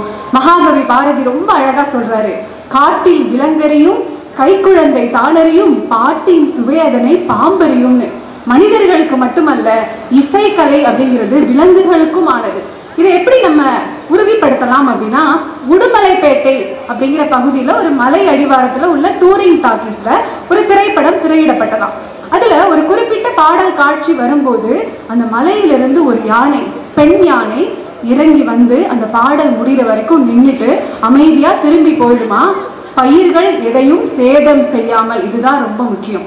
இப்ப எல்லாரும் கவனிச்சுட்டு இது என்ன, இது ரொம்ப அதிசயமா இருக்கே அப்படின்னு பார்த்துருக்குறாங்க. அந்த படத்தை மாற்றின பிறகு அந்த யானை வருவது நின்று போச்சான். இது என்னன்னு விசாரிச்சு பார்க்கும்போது அந்த பெண் யானை தன்னோட குட்டி யானைய சமீபத்துல தவற விட்டுருச்சு போல இருக்கு. அதனால அந்த சோகத்தை ஆற்றுப்படுத்திக்கிறதுக்காக அந்த பாடலை கேட்கும் போது அந்த ஒரு 5 அறிவு மிருகம்னு சொல்றோம், அதுக்கு என்ன மாதிரியான மனநிலை வந்துச்சோ தெரியல நடுவர்களே. எப்படி பாத்தீங்களா ஒரு பாடலுடைய அழகு அப்படிங்கிறது? அது என்ன பாடல் தெரியுமா? கண்ணுக்கொரு வண்ண கிளி, காதுக்கொரு தான குயில், நெஞ்சுக்கொரு வஞ்சி கொடி நீதானம்மா. கண்ணுக்கொரு வண்ண கிளி, காதுக்கொரு தான குயில், நெஞ்சு ஒரு வஞ்சி கொடி நீதானம்மா. தத்தி தவழும் தங்கச்சிலையே பொங்கி பெருகும் சங்கத்தமிழே, சந்தித்ததும் சிந்தித்ததும் தித்தித்திட, யாரோடு இங்கே எனக்கு என்ன பேச்சு, நீதானே கண்ணே நான் வாங்கும் மூச்சு, வாழ்ந்தாக வேண்டும் வாவா கண்ணே, ராசாத்தி ஒன்ன காணாத நெஞ்சு காத்தாடி போராடுது. இந்த பாடல் ஒரு யானையை மயக்குது அப்படின்னு சொன்னா இசை எப்படிப்பட்டதாக இருக்கிறது. ஒரு வெவ்வேறு ஒரு சோகத்தோட ஒரு மன அழுத்தத்தோட ஒரு பேருந்துல பயணம் செய்யறோம். அங்க திடீர்னு கேட்கக்கூடிய பாடல் சட்டுன்னு நம்ம மனசை மாத்திருது இல்லையா? இதைதான் நாங்க கலை செய்யக்கூடிய விந்தை, அழகு அப்படின்னு சொல்றோம். சகோதரர் பேசும்போது சொன்னாங்க, இலக்கியம் தான் ரொம்ப சிறந்தது, கலை வெறும் பொழுதுபோக்கு தானே அப்படின்னு சொல்லி. அதை நான் வன்மையா மறுக்கிறேன். கலை வெறும் பொழுதுபோக்கு இல்லைங்க. கலை வெறும் பொழுதுபோக்குன்னு நினைச்சிருந்தா இன்றைக்கு கம்பீரமாக நமக்கு சிற்பக்கலைக்கு எடுத்துக்காட்டாக தஞ்சை பெரிய கோயில் நின்று கொண்டிருக்குமா? இன்றைக்கு நம்ம நெல்லையப்பர் கோயில்ல பாருங்க எவ்வளவு அழகழகான சிற்பங்கள், இசைத்தூண்கள் இருக்குங்க மதுரையில மாதிரி. மதுரை மீனாட்சி அம்மன் கோயில பாருங்க எவ்வளவு அழகு. இதெல்லாம் வெறும் பொழுதுபோக்கிற்காக அப்படின்றத நம்ம சொல்ல முடியுமா? எங்க குடும்பத்துக்குன்னு ஒரு மரபு இருக்கு நடுவர்களே. முக்கியமான நாட்கள்ல, இப்ப பொங்கல் தீபாவளி மாதிரி சமயங்கள்ல ஒரு திரைப்படம் வருதுன்னா உடனே அன்னைக்கே போய் நாங்க எல்லாரும் குடும்பத்தோட போய் பார்த்துருவோம். பார்த்தாதான் அந்த நாளே எங்களுக்கு நிறைவு பெறும். அந்த அளவுக்கு ஒரு திரைப்படத்தோடையும் ஒரு கலையோடையும் ஒரு இசையோடையும் நம்ம இயைந்து வாழ்ந்தாதான் நம்ம மனசை எப்பவும் மென்மையாக வைத்துக்கொண்டு அடுத்தடுத்த நம்ம கடமைகளை செய்யறதுக்காக நம்ம ஓட முடியும். இன்னொன்னு, விலங்குகள் ரசிக்குது அப்படின்னு நம்ம பார்த்தோம். இதை தாண்டி மொழி தெரியாத மனிதர்களும் கூட திரைப்படங்களையும் கலைகளையும் ரசிக்கிறாங்க. ஜப்பான் பத்தி துவக்கத்துல சொன்னீங்கல்ல நடுவர்களே, ஜப்பான்ல முத்து அப்படின்னு ஒரு படம் திரையிடப்படுது சில வருடங்களுக்கு முன்னாடி. நம்ம சூப்பர் ஸ்டார் அவர்கள் நடித்த படம். அந்த மக்களுக்கு அந்த திரைப்படம் பார்க்கும்போது அவ்வளவு மகிழ்ச்சியா. அதற்கு பிறகு சூப்பர் ஸ்டாருடைய அந்த வரவேற்புங்கிறது ஜப்பான்ல அப்படி கொண்டாடி இருக்கிறாங்கன்னா ஒரு திரைப்படம் எவ்வளவு அழகா நமக்கு சொல்லி கொடுக்குது. மீனாவை சொல்லுங்க. மீனாவே ரொம்ப கொண்டாடினாங்க. நிறைய இலக்கியங்கள் நமக்கு சொல்ற விஷயத்த, தத்துவங்களை ஒரு பாடல் சட்டுன்னு நமக்கு சொல்லி கொடுத்துருது. அந்த படத்திலேயே ஒரு நல்ல பாடல் இருக்கு. வானம் உனக்கு பூமியும் உனக்கு, வரப்புகளோடு சண்டைகள் எதற்கு, வானம் உனக்கு பூமியும் உனக்கு, வரப்புகளோடு சண்டைகள் எதற்கு, வாழ சொல்லுது இயற்கையடா, வாழ்வில் துன்பம் செயற்கையடா, கையில் கொஞ்சம் காசு இருந்தால் நீதான் அதற்கு எஜமானன், கழுத்து வரைக்கும் காசு இருந்தால் அதுதான் உனக்கு எஜமானன், வாழ்வின் அர்த்தம் புரிந்துவிடு, வாழ்க்கையில் வாரி குதித்து விடு, ஒருவன் ஒருவன் முதலாளி, உலகில் மற்றவன் தொழிலாளி. எவ்வளவு அழகு, எவ்வளவு பெரிய தத்துவத்துல ஒரு பாட்டை கொண்டு வந்து வைக்கிறாங்க அப்படின்னா இதைத்தானே கலை செய்கிறது. இதற்கு எதுக்கு நாங்க இலக்கியங்கள் எல்லாம் படிக்கணும்? ரொம்ப மென்மையா எங்க மனசை வச்சுட்டு போறோம் அப்படின்னு சொல்றோம். நம்ம பெரியவங்க எல்லாம் என்ன சொல்றாங்க தெரியுமா? நம்ம வாழ்வு ரொம்ப சின்னது, அதை எவ்வளவு சந்தோஷமாக வாழணுமோ அப்படி வாழ்ந்து விட்டு சொல்றாங்க. சில் வாழ்நாள் பல்பினி சிற்றறிவினருங்கிறாங்க நம்மள. இவ்வளவுதான் மனிதர்கள். ரொம்ப குறுகிய கால வாழ்க்கையில நம்ம மனதை மென்மையா வச்சுக்கிட்டாதான் இந்த வாழ்க்கைக்கான கடமையையும் நம்ம சாதிக்க நினைத்த அத்தனையும் நாம் செய்ய முடியும். ஆகவே நடுவர் அவர்களே, கலை என்பது ஒன்றே நம் மனிதனின் மனதை நனைக்கும் மழை. அது மட்டும் இல்ல, கலை மாமணி என்ற மிகப்பெரிய ஆகச்சிறந்த பட்டமும் நீங்கள் பெற்றிருக்கிறீர்கள். அதனால் கலைக்கே தீர்ப்பை வழங்குவீர்கள் என்னும் நம்பிக்கையோடு. அதான் பாட்டு. விளாத்திகுளம் சாமிகள் பத்தி கேள்விப்பட்டிருக்கலான்னு தெரியல. விளாத்தி ஐயா கேள்விப்பட்டிருக்காங்க. கி ராஜநாராயணனுடைய கதைகள்லையும் வரும், கட்டுரைகள்லையும் வரும். விளாத்திகுளம்ங்கிறது நம்ம நாகலாபுரத்து பக்கத்தில் இருக்குது. நான் அந்த ஊருக்கு கூட போயிருக்கேன். வாங்க, அந்த விளாத்திகுள சாமிகள் பாடினார்னா கீழே உட்கார்ந்து யார் கேட்பா தெரியுங்களா? தியாகராஜ பாவதரும் கேபி சுந்தராம்பாளும் எம்எஸ் சுப்புலட்சுமியும் கீழே உட்கார்ந்து கேட்பாங்களாம். அவர் பாடினா அப்படி இருக்குமா? அப்போ மைக் கிடையாது. நில ஒளியில் அவர் பாடுறப்ப 10,000 ஜனம் கேட்டுக்கிட்டு இருக்குமாங்க. அப்படி ஒரு தடவை அவர் பாடுறப்ப திடீர்னு ஒரு சலசலப்பு வந்திருக்கு. ஆனால் அவர் கண்ணை மூடிட்டு பாடிட்டு இருந்திருக்காரு. பாடிட்டு முடிச்சுட்டு என்ன சலசலப்புன்னு கேட்டார். உடனே ஒருத்தர் சொன்னாரு, ஒன்றும் இல்லை, ஒரு நல்ல பாம்பு வந்துருச்சு, அப்புறம் அப்படின்னு கேட்டிருக்காரு. அதை அடிச்சு கொண்டு விட்டோம்னு இருக்காங்க. அப்படியே கண்ணீர் விட்டாராங்க. ஒரு நல்ல ரசிகனை கொண்டு விட்டீங்களாடா அப்படின்னு இருக்காரு. என்ன தெரியுங்களா? வைப்ரேஷன் தாங்க பாம்பை இழுக்கும். உடம்பு தரையோட பட்டு போற ஒரே உயிரினு அதுதான். அதெல்லாம் கிராமத்தில் ஒரு பழமொழி கூட விடுகதை கேட்பாங்க. பிறந்ததுலேருந்து வயிற்றாலேயே போறது எது சொல்லுங்க பார்ப்போம். பாம்பு வேற ஒன்றும் இல்லை. நீங்க நினைச்சுக்கிட்டு இருக்காங்க. அப்படியே வயிற்றாலேயே போகுதா? பிறந்ததுலேருந்து வயிற்றால போகுதுன்னா நீங்க வேற நினைச்சிடக்கூடாது. வயிற்றுலேயே அப்படி போகுதான். அந்த வைப்ரேஷன் அதை இழுக்குமா. ஏன்னா பாம்பு காது கிடையாது தெரியுமா உங்களுக்கு? இருக்குன்னு சொல்றதே போய் கட்சவிம்பார் தாய்மான சுவாமிகள். கட்சவி எடுத்து ஆட்டலாம். அப்ப அந்த இசை எப்படி பாருங்க. யானையை சொன்னாங்க. யானை என்ன, பாம்பு வந்து நிக்குதுன்னா அப்படியான அது அந்த பாட்டுக்கு வந்திருக்குங்க. அந்த பாட்டுக்கு வந்தது இவங்க பழக்கப்பட்டு நம்மளுக்கு என்ன பண்ணுவாங்க, பழக்கத்தை கொண்டு விடுவாங்களே, அதை செஞ்ச உடனே அப்படி வருத்தப்பட்டாராம்.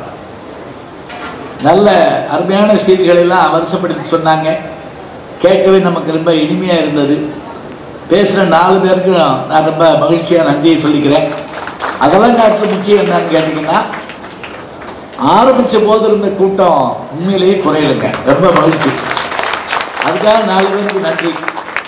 அந்த 4 பேருக்கு நன்றி பாடுவார்கள். எப்படியாரு சங்கே முழங்குன்னு நினைக்கிறேன் படம். சரியா தப்புட்டான்னு சொல்லியிருக்கேன்.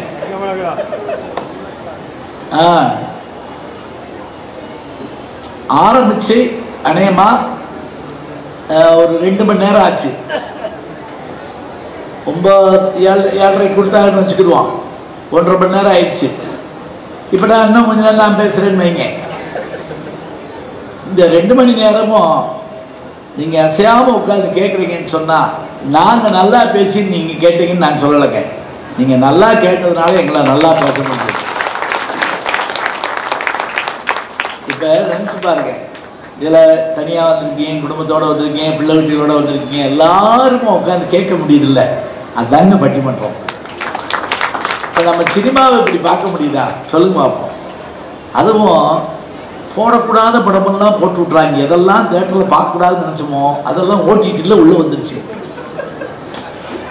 வந்தா ஒரு அசிங்கமான சீன் வந்த உடனே அப்பா கத்திருக்காரு. முன்னாடி இருந்த 8 வயசு பையில பார்த்து கண்ண மூடுறான் அப்படின்னு இருக்காரு. அவன் ஒடியாந்து கப்பை கண்ணை முடிப்பிட்டா அப்படியே.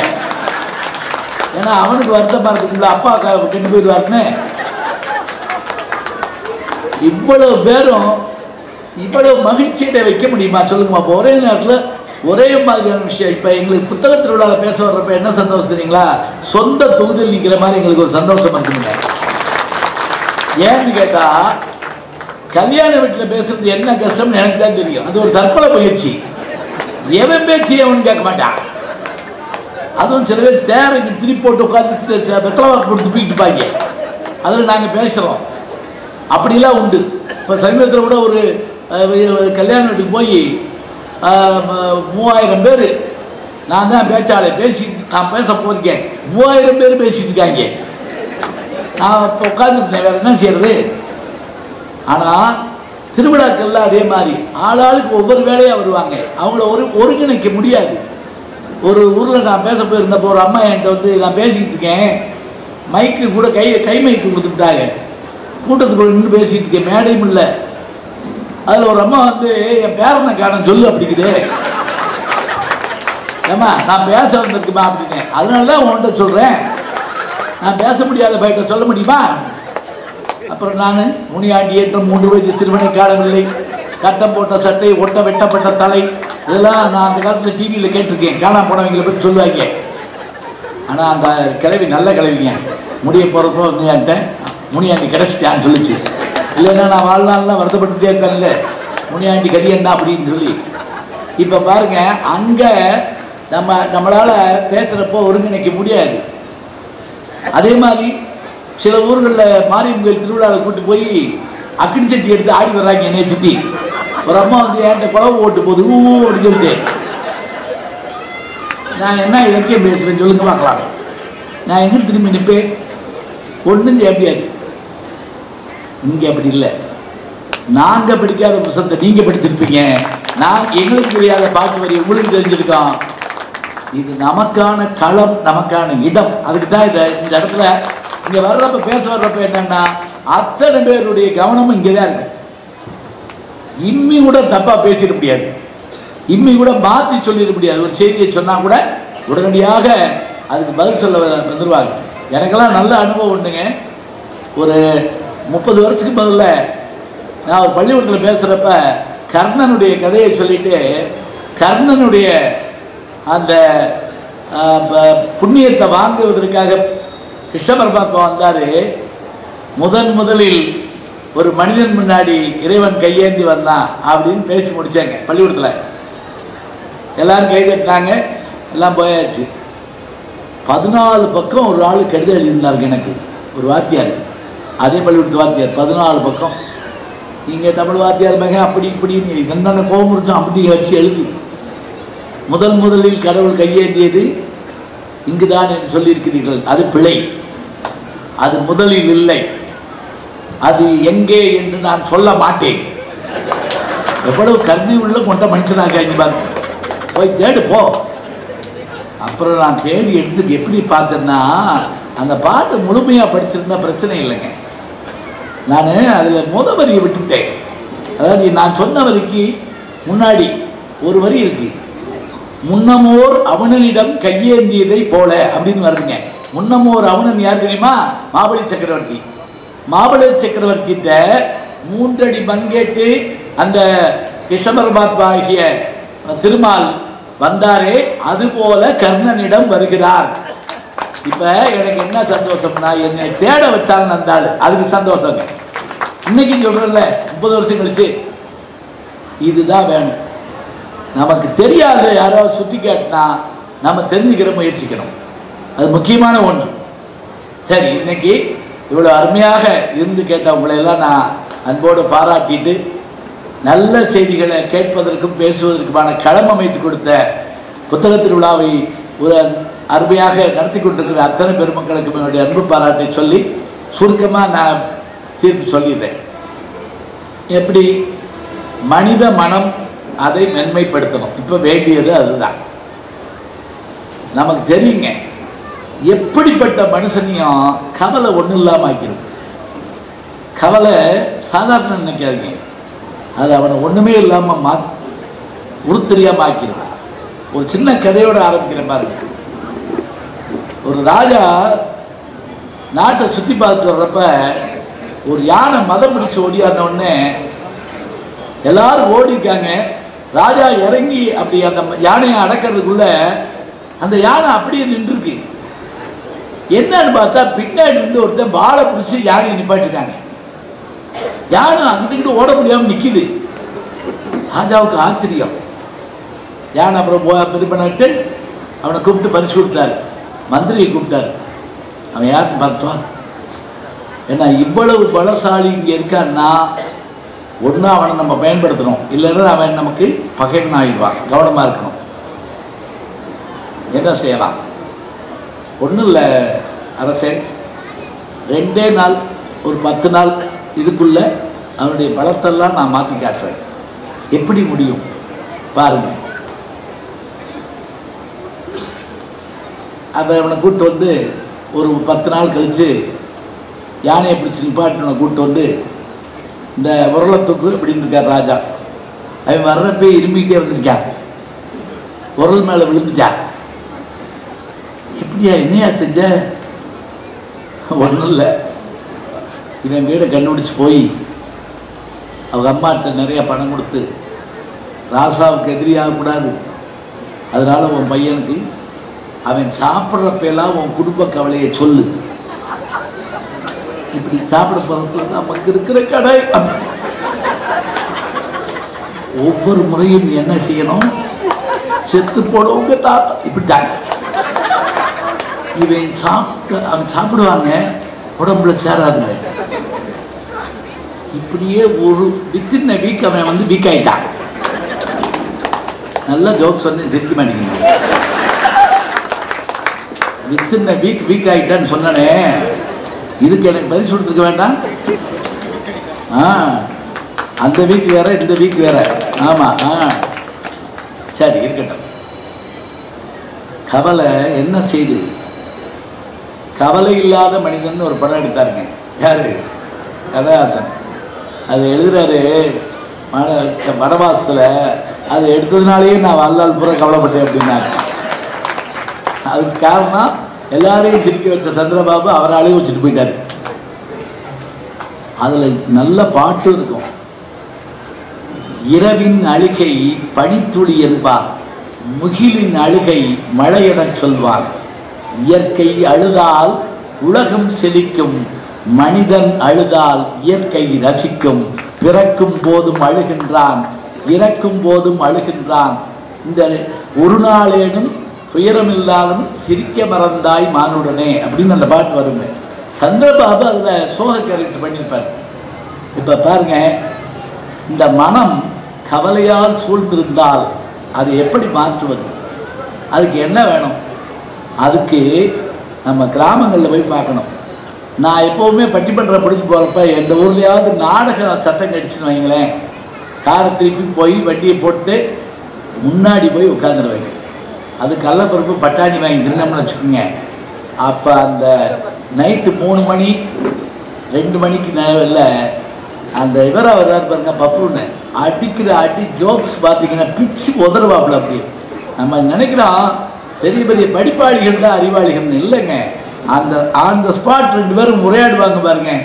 அடே அப்பா, அந்த இடத்துல என்ன கேள்வி வரும்னு தெரியாது, அந்த கேள்விக்கு பதில் சொல்லணும். கொஞ்சம் அதில் விரசம் இருக்கும், இல்லைன்னு இல்லை. ஆனால் அந்த நேரத்தில் வேற என்ன செய்யறது? அவனை தூங்க விடாமல் பார்க்கணுமா இல்லையா? அதுக்காக தான் நான் ஒரு தடவை முன்னாடி போய் உட்கார்ந்துருந்தேன். சிக்கலாகி போச்சு. என்னன்னா அந்த பப்பு பேச வர்றாரு, ஐயா இருக்காரு, ஒன்றும் பேச முடியாது, இப்படியே சொல்லி கூட்டமே சேர்ந்து நீ முதல்ல கிளம்புங்க அப்படின்ட்டாங்க. நல்ல நாடகத்தை போட்டு எடுத்து விட்டாங்க அப்படின்னு சொல்லி நானே கேட்கத்தான் வந்தேன். அவங்க என்னன்னா அவங்க கொஞ்சம் கூச்சப்பட்டு அதிகமாக பேசாமல் இருந்துட்டாங்க. இப்போ அந்த நாடகத்தில் வரக்கூடிய அந்த பாட்டும் அந்த இசையும் எப்படி இருக்கு தெரியுமா? அந்த கலைங்கிறது அடையாப்பா ஒன்றும் இல்லைங்க. இவர் சொன்னார், ஹரிச்சந்திரனுடைய கதையை காந்தியடிகள் தன்னுடைய வாழ்நாளில் பார்த்தாங்க. ஒரு தடவை தமிழக அரசு இந்த கலைமாமணி விருது மாதிரி கலை சுடர்மணி விருதெல்லாம் கொடுப்பாங்க கலைஞர்களுக்கு. அந்த விருது கொடுக்கறதுக்காக அந்த அதிகாரிகள்லாம் வந்திருக்கப்ப என்ன ஜட்ஜா கூப்பிட்டுருந்தாங்க. அந்த நாடக கலைஞர்கள்லாம் ஒரு சீன் நடிச்சு காட்டுறாங்க. அப்படி நடிச்சு காட்டுற போது அவர்களை தேர்ந்தெடுத்து அவர்களுக்கு விருது கொடுக்கணும். இப்போ ஒவ்வொருத்தராக நடிச்சு காட்டுறாங்க. அதில் ஒருத்தர் அந்த ஹரிச்சந்திர மயானகான் நடிச்சு காட்டினாங்க. ஒன்றும் இல்லை, வெறும் ஹரிச்சந்திர தான் வேடம் போட்டு நடிக்கிறாங்க. நடிக்கிற போது அந்த ஆள் சொன்ன வார்த்தைகள் இருக்கு பாருங்க. காளி, இந்த காளியை பார்த்து சொல்றாரு, காளி நீ தினம் என் கனவுல வருவியேடி. பாருங்க, காளிய போடிவாடின்னு சொல்றாப்ல, தினம் என் கனவுல வருவியேடி. ஒரு நாளாவது சொன்னியா? செங்கோல் பிடித்த இந்த கரம் பிணக்கோள் பிடிக்கும் என்று நீ ஒரு நாள் கூட சொல்லாம போயிடி பாவி. சொன்ன போது சபையை அரண்டு போச்சுங்க. அப்படியே அதிர வச்சுட்டா அந்த ஆளு. நினைச்சு பாருங்க, ஹரிச்சந்திரன் யாரு? காசி மாநகரத்தினுடைய மன்னன். ஏன் இப்படி வந்தா? வாங்கின கடனுக்காக வந்தா? இல்லைங்க, சொன்ன சொல்லுக்காக. வார்த்தை, வாழ்க்கையும் வார்த்தையும் ஒன்றாக போக யாரும் ஜெயிக்க முடியாது. ஞாபகம், அது பாரதிட்ட பார்க்கலாம். காக்கை குருவி எங்கள் ஜாதின்னு சொல்லிட்டு அதை விட்டுறலைங்க. தனக்கு வச்சிருந்த சாப்பாட்டு அரிசியை எடுத்து செல்லம்மா போயிட்டு வர்றதுக்குள்ள எடுத்து அப்படி தூவி விட்டாரு. அந்த அம்மாவோட கடிச்சு, நீங்களும் நானும் பசி தாங்குவோம், பிள்ளை தாங்குமா. அது சொன்னாரு, செல்லம்மா உனக்கு நீ நான் இருக்கேன், எனக்கு நீ இருக்க, நம்ம பிள்ளைகளுக்கு நம்ம இருக்கோம், இந்த குருவிகளுக்கு யார் இருக்கிறார்கள். இதெல்லாம் இது செஞ்சதுனால தானே அவன் இன்றைக்கு பேசப்படுகிறான். கலை அத்தனை விஷயங்களை செஞ்சு காட்டுது. நடிப்பு அப்படியே மனசை உருக்குது. பாட்டுக்கு நான் ஒரு உதாரணம் சொன்னேன். அதே போல நடிப்புக்கு சொல்றதா இருந்தா நம்ம நாடகங்கள் மட்டும் இல்லைங்க, சினிமாக்களும் நம்மளை வியக்க வைக்க முடியும், நம்மளை நெருங்க வைக்க முடியும். அதுவும் படத்துல வரக்கூடிய காட்சி இருக்குல்ல, அது என்னன்னு நமக்கு தெரியாதுங்க, ஆனா கைதட்ட வச்சுக்கிடும். எங்க ஊர்ல எல்லாம் படம் பார்த்துட்டு இருக்கப்ப நல்ல சீன் வந்தா எந்திரிச்சு பயங்கரமா கைதட்டி, காசு போச்சுடா, சரியா போச்சு அப்படின்னு போவாங்க. காசு சரியா போச்சா அந்த சீனுக்கு. அதுலயும் அந்த சோகமான சீன்லாம் வந்தா தாரதாரையா கண்ணீர் வரும். இப்பெல்லாம் அதை காணுங்க. நான் அன்னைக்கு ஒரு படம் பார்த்துக்கிட்டு இருக்கேன், அப்படியே தியேட்டர்ல கண்ணீர் மல்குது. என் பக்கத்தில் ஒருத்தர் இன்புட் முறுக்கு வாங்கி தின்னுட்டு இருக்காங்க. நோருக்குன்னு சத்தம் கேட்குது. நான் கோபத்தோடு அவனை திரும்பி பார்த்தேன். நீ எல்லாம் மனுஷனாடா அப்படிங்கிறக்கா திரும்பி பார்த்தேன். அவன் அப்படின்னா நல்ல இறக்க சுபாவம் உள்ளவன். வேணுமா அப்படின்னு கேட்டான். உடைய போ. அதை என்ன செய்யணுங்க, ரசிக்கிறது மட்டும் இல்லை, அதை உணர்வோடு ஒன்றி போகணும். அப்படியே அப்பதானே நம்ம மனசு அதில் தோய்ந்திருக்கும். உங்களுக்கு தெரியும், கிராமங்களில் நல்லா விளைஞ்சிச்சுன்னா வழி திருமண நாடகம், ஒன்றும் விளையலைன்னா ஹரிச்சந்திர பயணம் கண்டோம், மூடுக்கு ஏற்றபடி நாடகம் போடுவாங்க. ஏன்னா அதில் என்ன நடந்தாலும் சந்தோஷமா இருக்கும், இதில் எது செஞ்சாலும் சோகமாக இருக்கும், சேர்ந்து அழுகலாம்ல. இப்போ பாருங்க, ஒருத்தர் மனைவி கூப்பிட்டு டாக்டர்கிட்ட போடான். என்னன்னு கேட்டார் டாக்டர், இந்த அம்மா விடாமல் டிவி பார்த்துக்கிட்டே இருக்குங்க. இது ஒன்றும் தப்பு இல்லையே, டிவி அமுத்தினாலும் லைட் அடித்து பார்த்துக்கிட்டு இருக்கு உட்காந்து, ரொம்ப புத்திருச்சுன்னு அர்த்தம். விடாமல் பார்த்து அழுகுது. அது இப்பெல்லாம் சில நேரங்களில் 6:30 மணி ஆனாலும் சில பேருக்கு அழுகு வந்துடுது. அப்படிலாம் வச்சுருக்காங்க.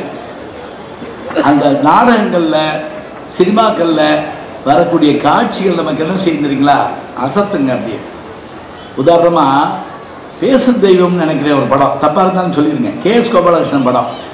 பிள்ளை இல்லாமல் இருந்துட்டு பிள்ளை பிறந்த பிறகு அதை தராசு தட்டில் வச்சு அந்த பிள்ளைக்கு இடைக்கேட தங்கம் கொடுப்பாங்க.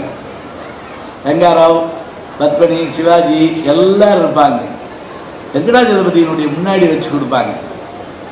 இப்போ இந்த குழந்தை 1.5 வயசு குழந்தை இப்படி இருக்கும், இந்த தட்டில் கட்டுக்கட்டா பணம், நகை, இது தங்கம் எல்லாம் வைப்பாங்க.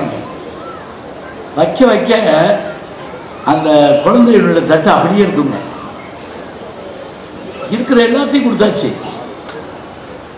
நியாயப்படி பார்த்தா அந்த குழந்தை என்ன இருக்கும், அதிகமாக போனால் ஒரு 15 கிலோ இருக்கணும். இவங்க வச்சிருக்கதோ 20-25 கிலோவுக்கு மேலே வைக்கிறாங்க. தட்டு ஒன்றும் ஆகலை. அப்போ அந்த பத்மினி சோகத்தோடு அவங்க மாமனார் பாப்பாவில் SV ரங்கராவ் எப்படியான நடிகர்களாக இருந்திருக்காங்க தெரியுமா தமிழ் திரையுலகில்.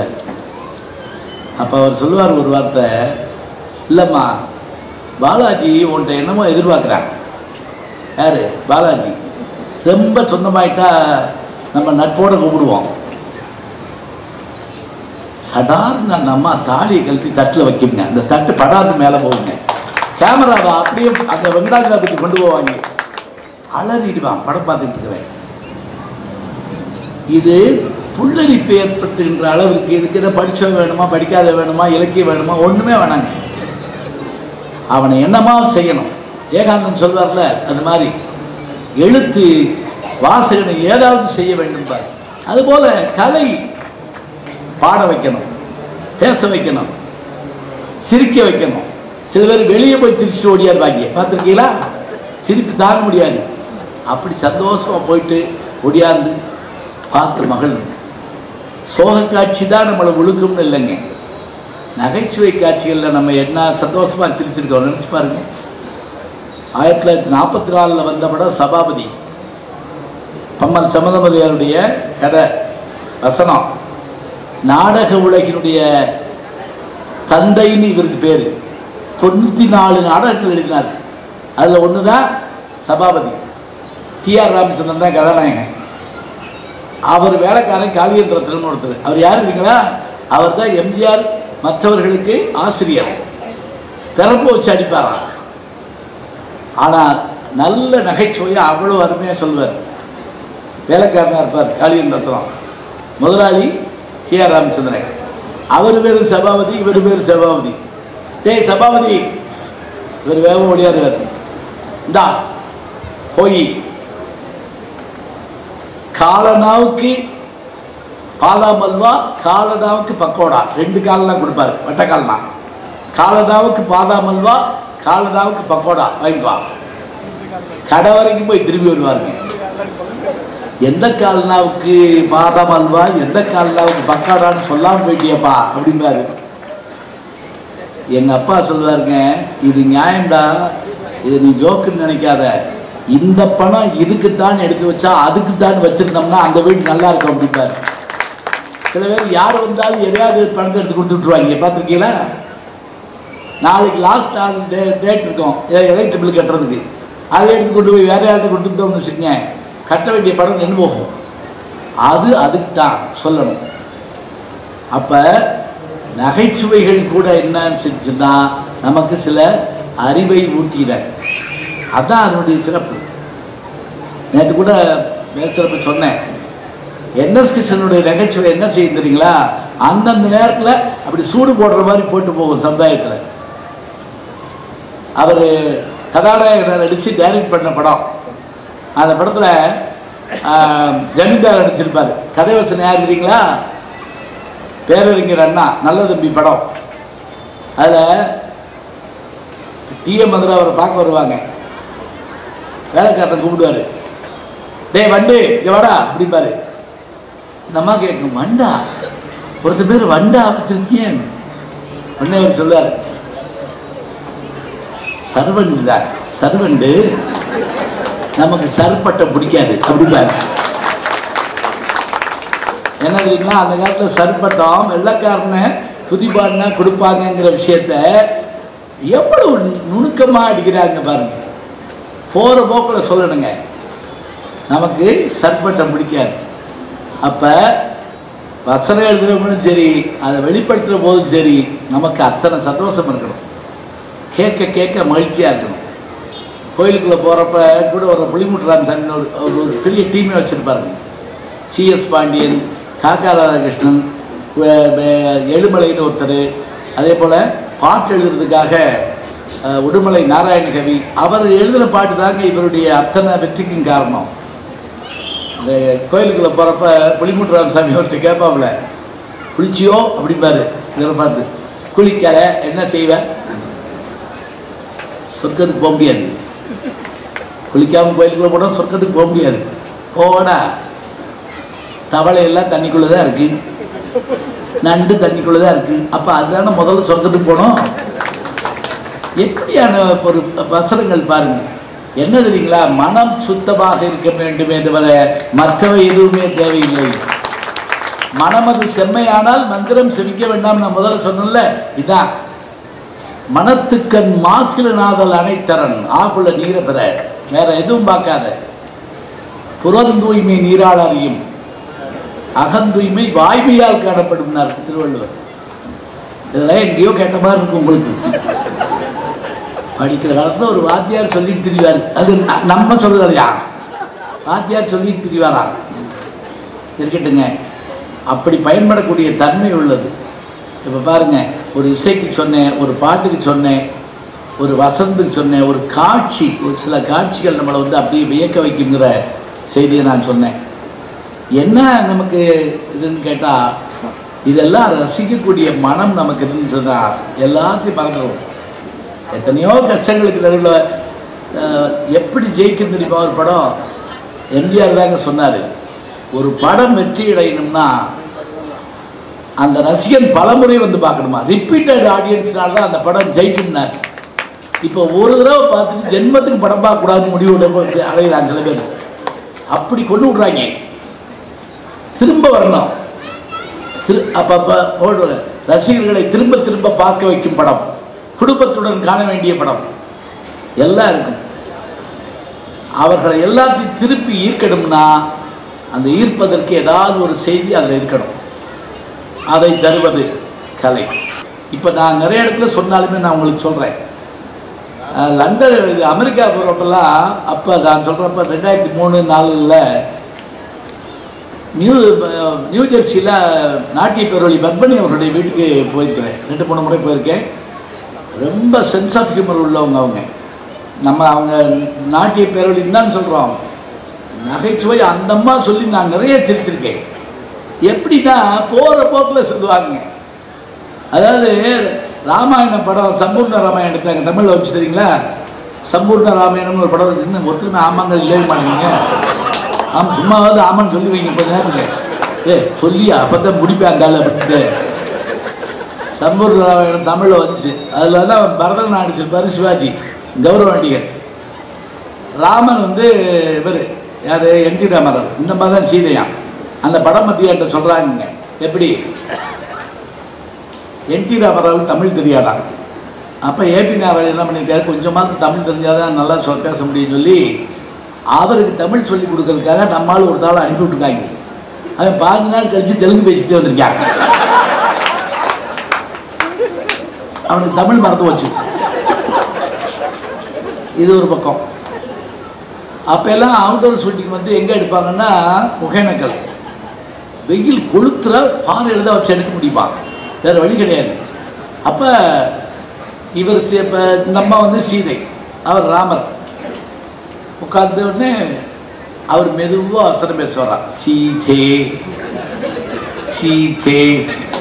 இந்த அம்மா சீக்கிரமா பேசி சொல்லையா, இந்த ராவணனே தேவலா போட்டிருக்கு அப்படின்னு சொல்லுவாங்க.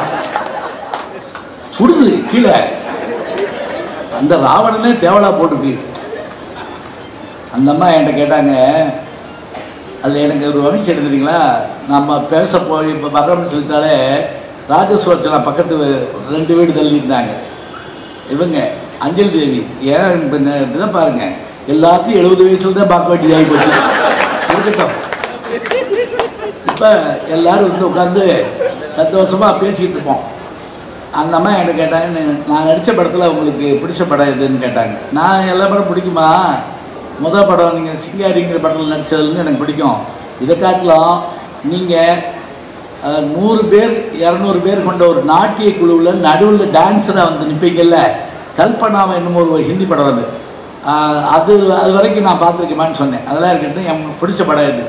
நான் உடனே தில்லானா மோகனாம்பாள் தாமா பிடிச்ச படம். ஏன் அப்படின்னு கேட்டாங்க. அது எங்கள் ஊரில் ஆரம்பிக்கிறதுக்காக இல்லை, சித்திர திருவிழாவில் தான் கதை ஆரம்பிக்கும். அதில் வழக்கமாக அதில் வெடி போட்டுருவாங்க. அவர் வாச்சிக்கிட்டு இருக்கப்பா கொஞ்ச நேரம் பார்ப்பார், அப்புறம் அப்படின்னு போயிட்டுருவார். அதுக்குள்ள கூட பாளையா சொல்லுவார், எவன்டாவே ஞானசூன்யம் அப்படின்பாரு. ஏன்னா சிலருக்கு ரசிக்க தெரியாது மட்டும் இல்லை, நம்மளை பாடாக படுத்திட்டு இருப்பாங்க. இப்போ வாசிக்காமல் போவார். இவர் வாசிக்கிட்டு இருக்கப்பே அந்த அம்மா வந்துடுவாங்க. யார்? பத்மனி. அங்கே நின்று இவர் வாசிக்கிறதையே கேட்பாங்க. இவர் வாசிக்காமல் எந்திரிச்சு போகிறப்ப எல்லாரும் அந்த குழு வந்துடும், நாட்டியம் ஆடுற குழு வந்துடும். உடனே கொஞ்சம் இருந்து நாட்டியத்தை பார்த்து போகணும், இந்த வேட்டு சத்தத்துலையா அப்படின்னு கேட்பார். ஏன் ஆடக்கூடாது, வேட்டு சத்தத்தில் ஆட முடியாது அப்படின்னு அந்த அம்மா சில வசனம்லாம் பேசும். ஆடு அப்படின்னு போயிடுவார். போனால் எல்லாரும் போய் படுத்துருவாங்க, நாட்டியம் ஆரம்பிச்சிடும். ஒவ்வொருத்தராக எந்திரிச்சு போவாங்க. இப்போ எல்லாரும் போவேனான்னு சொன்ன சிவாஜி திரும்பி பார்ப்பாரு, எல்லாரும் போய்ப்பாங்க. இவரும் கிளம்பிடுவார். போய் ஒளிஞ்சு நின்று பார்ப்பார். இந்த இடத்த எடுக்கணும். எப்படி அவர் மறைஞ்சு நின்று தன்னை பார்க்குறாருன்னு அந்த அம்மாவுக்கு தெரியும். அந்த அம்மா ஆடிக்கிட்டே தன்னை பார்க்குறதுன்னு அவருக்கு தெரியும். 2 பேரும் ஒருத்தர் பார்க்குறாங்கிறது படம் பார்க்குற நமக்கு தெரியும், அங்கே இருக்க எவனுக்கும் தெரியாது. அதான் சினிமா. இப்பதான் ஆரம்பிக்கணும். மறைந்திருந்தே பார்க்கும் மர்மம் என்ன, அழகர் மலையழகா இந்த சிலை அழகா என்று மறைந்திருந்தே பார்க்கும் மர்மம் என்ன. இது பெரிய பாட்டுன்னு இல்லை. இப்போ என்ன தெரியுங்களா, இல்லை இந்த 2 பேருக்கு மட்டும் புரியுற மாதிரி ஒரு விஷயத்தை வச்சிருக்கணும். இதெல்லாம் காதலிச்சவங்களுக்கு தான் தெரியும். அதெல்லாம் திருவள்ளுவர் சொன்னாரு, மலரினும் மெல்லிது காமம் சிலர் செப்பி தலைப்படுவர். எல்லாராலையும் காதலிக்க முடியும், சொல்லாதரா பேத்திருவேன் பல்ல அப்படிங்கிறார் திருவள்ளுவர். ஏன்னா காதல்ங்கிறது இவங்க சொன்ன மாதிரி மென்மையானது. இப்போ அந்த பொண்ணு விளையாட்டா உங்களோட நான் பேச மாட்டேன் அப்படின்னு சொல்லி வைங்க, நல்லது போயிட்டு வரேன் அப்படின்னு போலாமா? போய் கெஞ்சி கதறி பேசி எல்லாம் இதுதான் சமாதானப்படுத்தணும். இங்கே இப்போ இவங்க 2 பேருக்குள்ள ஒரு பாசம் நடக்குது பாருங்க. மறைந்திருந்தே பார்க்க மர்மம் என்ன பாட்டுக்கு ஒரு வரி வரும் பாருங்க. எங்கிருந்தாலும் உன்னை நான் அறிவேன், என்னை நின்னை எல்லால் வேறு யார் அறிவார், பாவையின் பதம் காண நாணமோ உந்தன் பாட்டுக்கு நான் ஆட வேண்டாமோ, மாலவா வேலவா மாயவா சண்முகா எனையாளும் சண்முகான்னு அப்படி கையில கும்பிடுங்க. இது என்ன தெரியுங்களா, அவர் பேர் சண்முக சுந்தரம். எல்லா பெண்களுக்கும் ஒரு ஆசை அந்த காலத்துல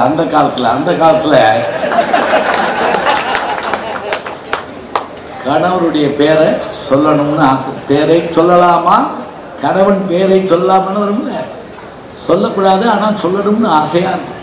ஒரு சென்சஸ் அதிகாரி வந்து கேட்டிருக்காரு, உங்கள் வீட்டுக்கார பேர் என்ன, சொல்ல மாட்டேங்குது சொன்னம்மா. எப்பா சொல்லுமா, நான் வந்து இப்போ ஆதார் அட்டையெல்லாம் கொடுக்குறோம்ல, அந்த விளக்காதவன் பேரை எப்படி சொல்லுவேன் நான், இதுக்கு பேரே சொல்லிருக்கலாம் விளக்காதவங்கள. இப்போ சொல்லக்கூடாதுங்கிற விஷயத்த சொல்கிறப்ப எப்படி சொல்லணும், அந்த சண்முகாங்கிற வார்த்தை, அவர் பேர் சண்முக சுந்தரம், அப்படி சொல்லுது அந்த அம்மா, சண்முகான்னு சொல்லுது. மாலவா வேலவா மாயவா சண்முகா எனையாளும் சண்முகான்னு கும்பிடுறப்ப அவங்க அம்மா கீழே அப்படியே கண் கலங்குவான். பிள்ளை முருகனை கும்பிட்றாளாக்கு, முருகன் தூணி பின்னாடிக்கிறான்னு தெரியுமா. அந்த பார்த்த சொன்னோடனே சிவாஜியுடைய முகத்தில் ஒரு மாறு எப்படிமா அப்படிப்பார், வேற சொல்றியோ அப்படி. இதெல்லாம் ரசிச்சு பார்க்கணும். இந்த முக்காடு போட்டு பார்த்து பாய்க்கிறது, காதலையும் விழுந்துடக்கூடாது, கண்ணிலையும் பார்த்துடக்கூடாது. இப்போ அந்த கவலையே இல்லை. இந்த இப்படி 2 செல்லு வச்சு படம் பார்க்குறாங்க. 2 செல்லு, ஒரு தலாணி மாதிரி ஒரு இது, அது பேர் என்ன, பாப்கார்ன் தலாணி வாங்கிட்டு போயிடுறாங்க. அதை தின்னுக்கிட்டே இருக்கான், மென்னுக்கிட்டே இருக்கான், திடீர்னு எந்திரிச்சு போயிருக்கான். படத்தை பற்றி கவலை இல்லை, எதை பற்றியும் கவலை இல்லை. இப்போ இந்த பாட்டு வந்தபோது நான் பக்கத்தில் படம் பார்த்துட்டு இருந்தவர்கிட்ட சொன்னேன், இது பாருங்க பாட்டுக்கு நடுவில் அந்த காதலனுடைய பேர் வர்ற மாதிரி கண்ணாசன் எழுதியிருக்காருங்க, அவருடைய பாட்டில் இலக்கியத்தில் எழுதியிருக்காருங்க. உடனே அவர் சொன்னார், இந்த பாட்டு என்ன ராகம் தெரியுமா அப்படின்னு கேட்டார். தெரியலையே அப்படின்னு. சண்முகப்பிரியா ராகம் அப்படின்னாரு. பாருங்க, பாட்டை இலக்கியம் படித்த நான் ரசிக்கிறேன், ராகத்தை கலை தெரிஞ்ச அவர் ரசிக்கிறார். பத்மனியை எல்லாரும் ரசிச்சிருப்பாங்க, அது ஒன்றும் சொல்ல முடியாது. பரதத்தை பல பேர் ரசிச்சிருப்பாங்க. இதை பார்த்த உடனே இந்த பாட்டை தாங்க நான் அவங்ககிட்ட சொல்கிறேன். அவங்க என்ன சந்தோஷப்பட்டாங்க தெரியுமா, ஐயா நான் அதில் நடிக்கிற போது எனக்கு வயசு 32, ஆனால் 18 வயசு பொண்ணா நடிக்கிறதுக்குன்னு அத்தனை பாடுபட்டேன், உடம்பை பயிற்சி பண்ணி பாடுபட்டேன். இவ்வளவு விஷயம் இந்த பாட்டில் இருக்கிறத இன்னைக்கு நீங்கள் சொல்கிற போது நான் கேட்டு அவ்வளவு சந்தோஷப்படுறேங்க. ஒரு பாட்டு தாங்க. இப்போ இது எனக்கு என்ன தெரியுமா மகிழ்ச்சி, ஒரு தடவை இங்கே சிவகாசியில் நெப்கோ காலேஜுக்கு பேச போயிருந்தேன். இன்டர் காலேஜ் காம்படிஷன் நடக்குது, 15 கல்லூரி கலந்துக்கிறாங்க. கரெக்டாக நான் இந்த பாட்டை சொல்லி பேசி முடிச்ச உடனே அந்த பொண்ணு வந்து இதே பாட்டுக்கு ஆடிச்சுங்க, மறைந்திருந்தே பார்க்க மர்மம் என்ன, வந்திருந்த 4000 பேர் எந்திரிச்சுன்னு கை தட்டாங்க. எந்த காலத்தையும் கடந்து நிற்கக்கூடிய ஒரு விஷயத்துன்னு கேட்டா இதுதாங்க. இப்ப இது எழுதப்பட போய் தான் சூழலை சொல்றாங்க. இது எழுதப்பட போது அது இலக்கியமா நிக்குது. அப்படியே பாட்டு ராகமெல்லாம் அதுக்கு மேல கட்டப்பட்ட கோபுரங்கள் எங்க இருக்குது அடிப்படை என்று சொன்னால், அந்த ஹரிச்சந்திரனா வந்தார் சரி, அதை ஒருத்தர் எழுதிப்பார் இல்லையா. இலக்கியம்ங்கிறது என்ன அப்படின்னா சிந்தனையினுடைய வடிவம். 6வது விரலில் ரத்தம் அளிக்கிறது அப்படிம்பார் யாரு? அப்துல் ரஹ்மான். 6வது விரல் என்ன தெரியுமா? பேனா. திருக்குறள் அப்படித்தானுங்க. நம்ம சும்மா மனப்பாடம் பண்ணி ஒப்பிச்சோம். 1330 குரலையும் ஒப்பிப்பா இருப்பாங்க. ஒப்பிக்கிறது பெரிய விஷயம் இல்லைங்க. அதில் வரக்கூடிய சில விஷயத்தை எடுத்து மனசோட ஒத்து பார்த்தோம்னா அப்படியே மிரண்டு போயிடும். அதான வேணும். வினைத்திற்பம் என்பது ஒருவனின் மனத்திற்பம், மற்ற எல்லாம் பிற. இது மாதிரி யாராவது எழுத முடியுமா? டேய் விதி வினையெல்லாம் சொல்றதா, அது என்ன தெரியுமாடா? உன்னுடைய மன உறுதி தான்டா. வினைத்திற்பம் என்பது ஒருவரின் மனத்திற்பம், மற்ற எல்லாம் பிற. எல்லாத்தையும் தூக்கி அந்த பக்கம் தூக்கி வை. யாரு? நம்ம திருவள்ளுவர். இப்ப நமக்கு கலைகள் எல்லாம் தெரியுது, கலைகளுடைய தன்மையெல்லாம் தெரியுது. ஆனால் அந்த கலைகள் எல்லாம் எழுதி வைக்கப்படாமல் போயிருந்தால், ஒருவருடைய சிந்தனையில் அதனுடைய ஆழம் தெரியாமல் போயிருந்தால், அவற்றை அறிந்து ஒருவன் அவற்றை கலை வடிவம் ஆக்காமல் போயிருந்தால், தாராசுரன் கோயிலில் ராமன் வில்ல வளைக்கிற மாதிரி ஒரு சிற்பமும், இன்னொரு தூணில் வாலியும் சுக்ரீவன் நிற்கிற மாதிரி ஒரு சிற்பம் இருக்கும். அங்கிருந்து பார்த்தா ராமன் தெரிய மாட்டான், இங்கிருந்து பார்த்தா 2 பேரும் தெரிவாங்க. ராமாயணத்தை படித்த ஒருத்தன் தான் வாலியை மறைந்திருந்து ராமன் கொன்றான்ங்கிற விஷயத்த சிற்பத்தில் படிச்சிருக்கான்னு சொன்னா சாமி மக்கள் கும்பிட்டு ஒடியாந்துடக்கூடாது. இல்லைன்னா பொங்கலை வாங்கிட்டு தூணில் தடவுறதையே நேர்த்திக்கிட்டு சில பேர் வச்சிருப்பாங்க. அதெல்லாம் இல்லாம அத்தனையும் ரசிக்கவும் இலக்கியங்களை கற்கவும் தெரிந்து கொண்டால் போதும். ஊவே சாமிநாதையரை ஓட வச்சது எதுங்க? எல்லாரும் வீடு தேடினா, அவர் ஏடு தேடினாரு. நினைச்சு பாருங்க. அப்படி தேடி தேடி தேடி கண்டுபிடிச்சு தந்ததுனாலதான் இன்னைக்கு புத்தகங்கள், இன்னைக்கு புத்தக திருவிழாக்கள் என்று சொன்னால் இலக்கியங்களால் தான் மனித மனத்தை மென்மைப்படுத்த முடியும்.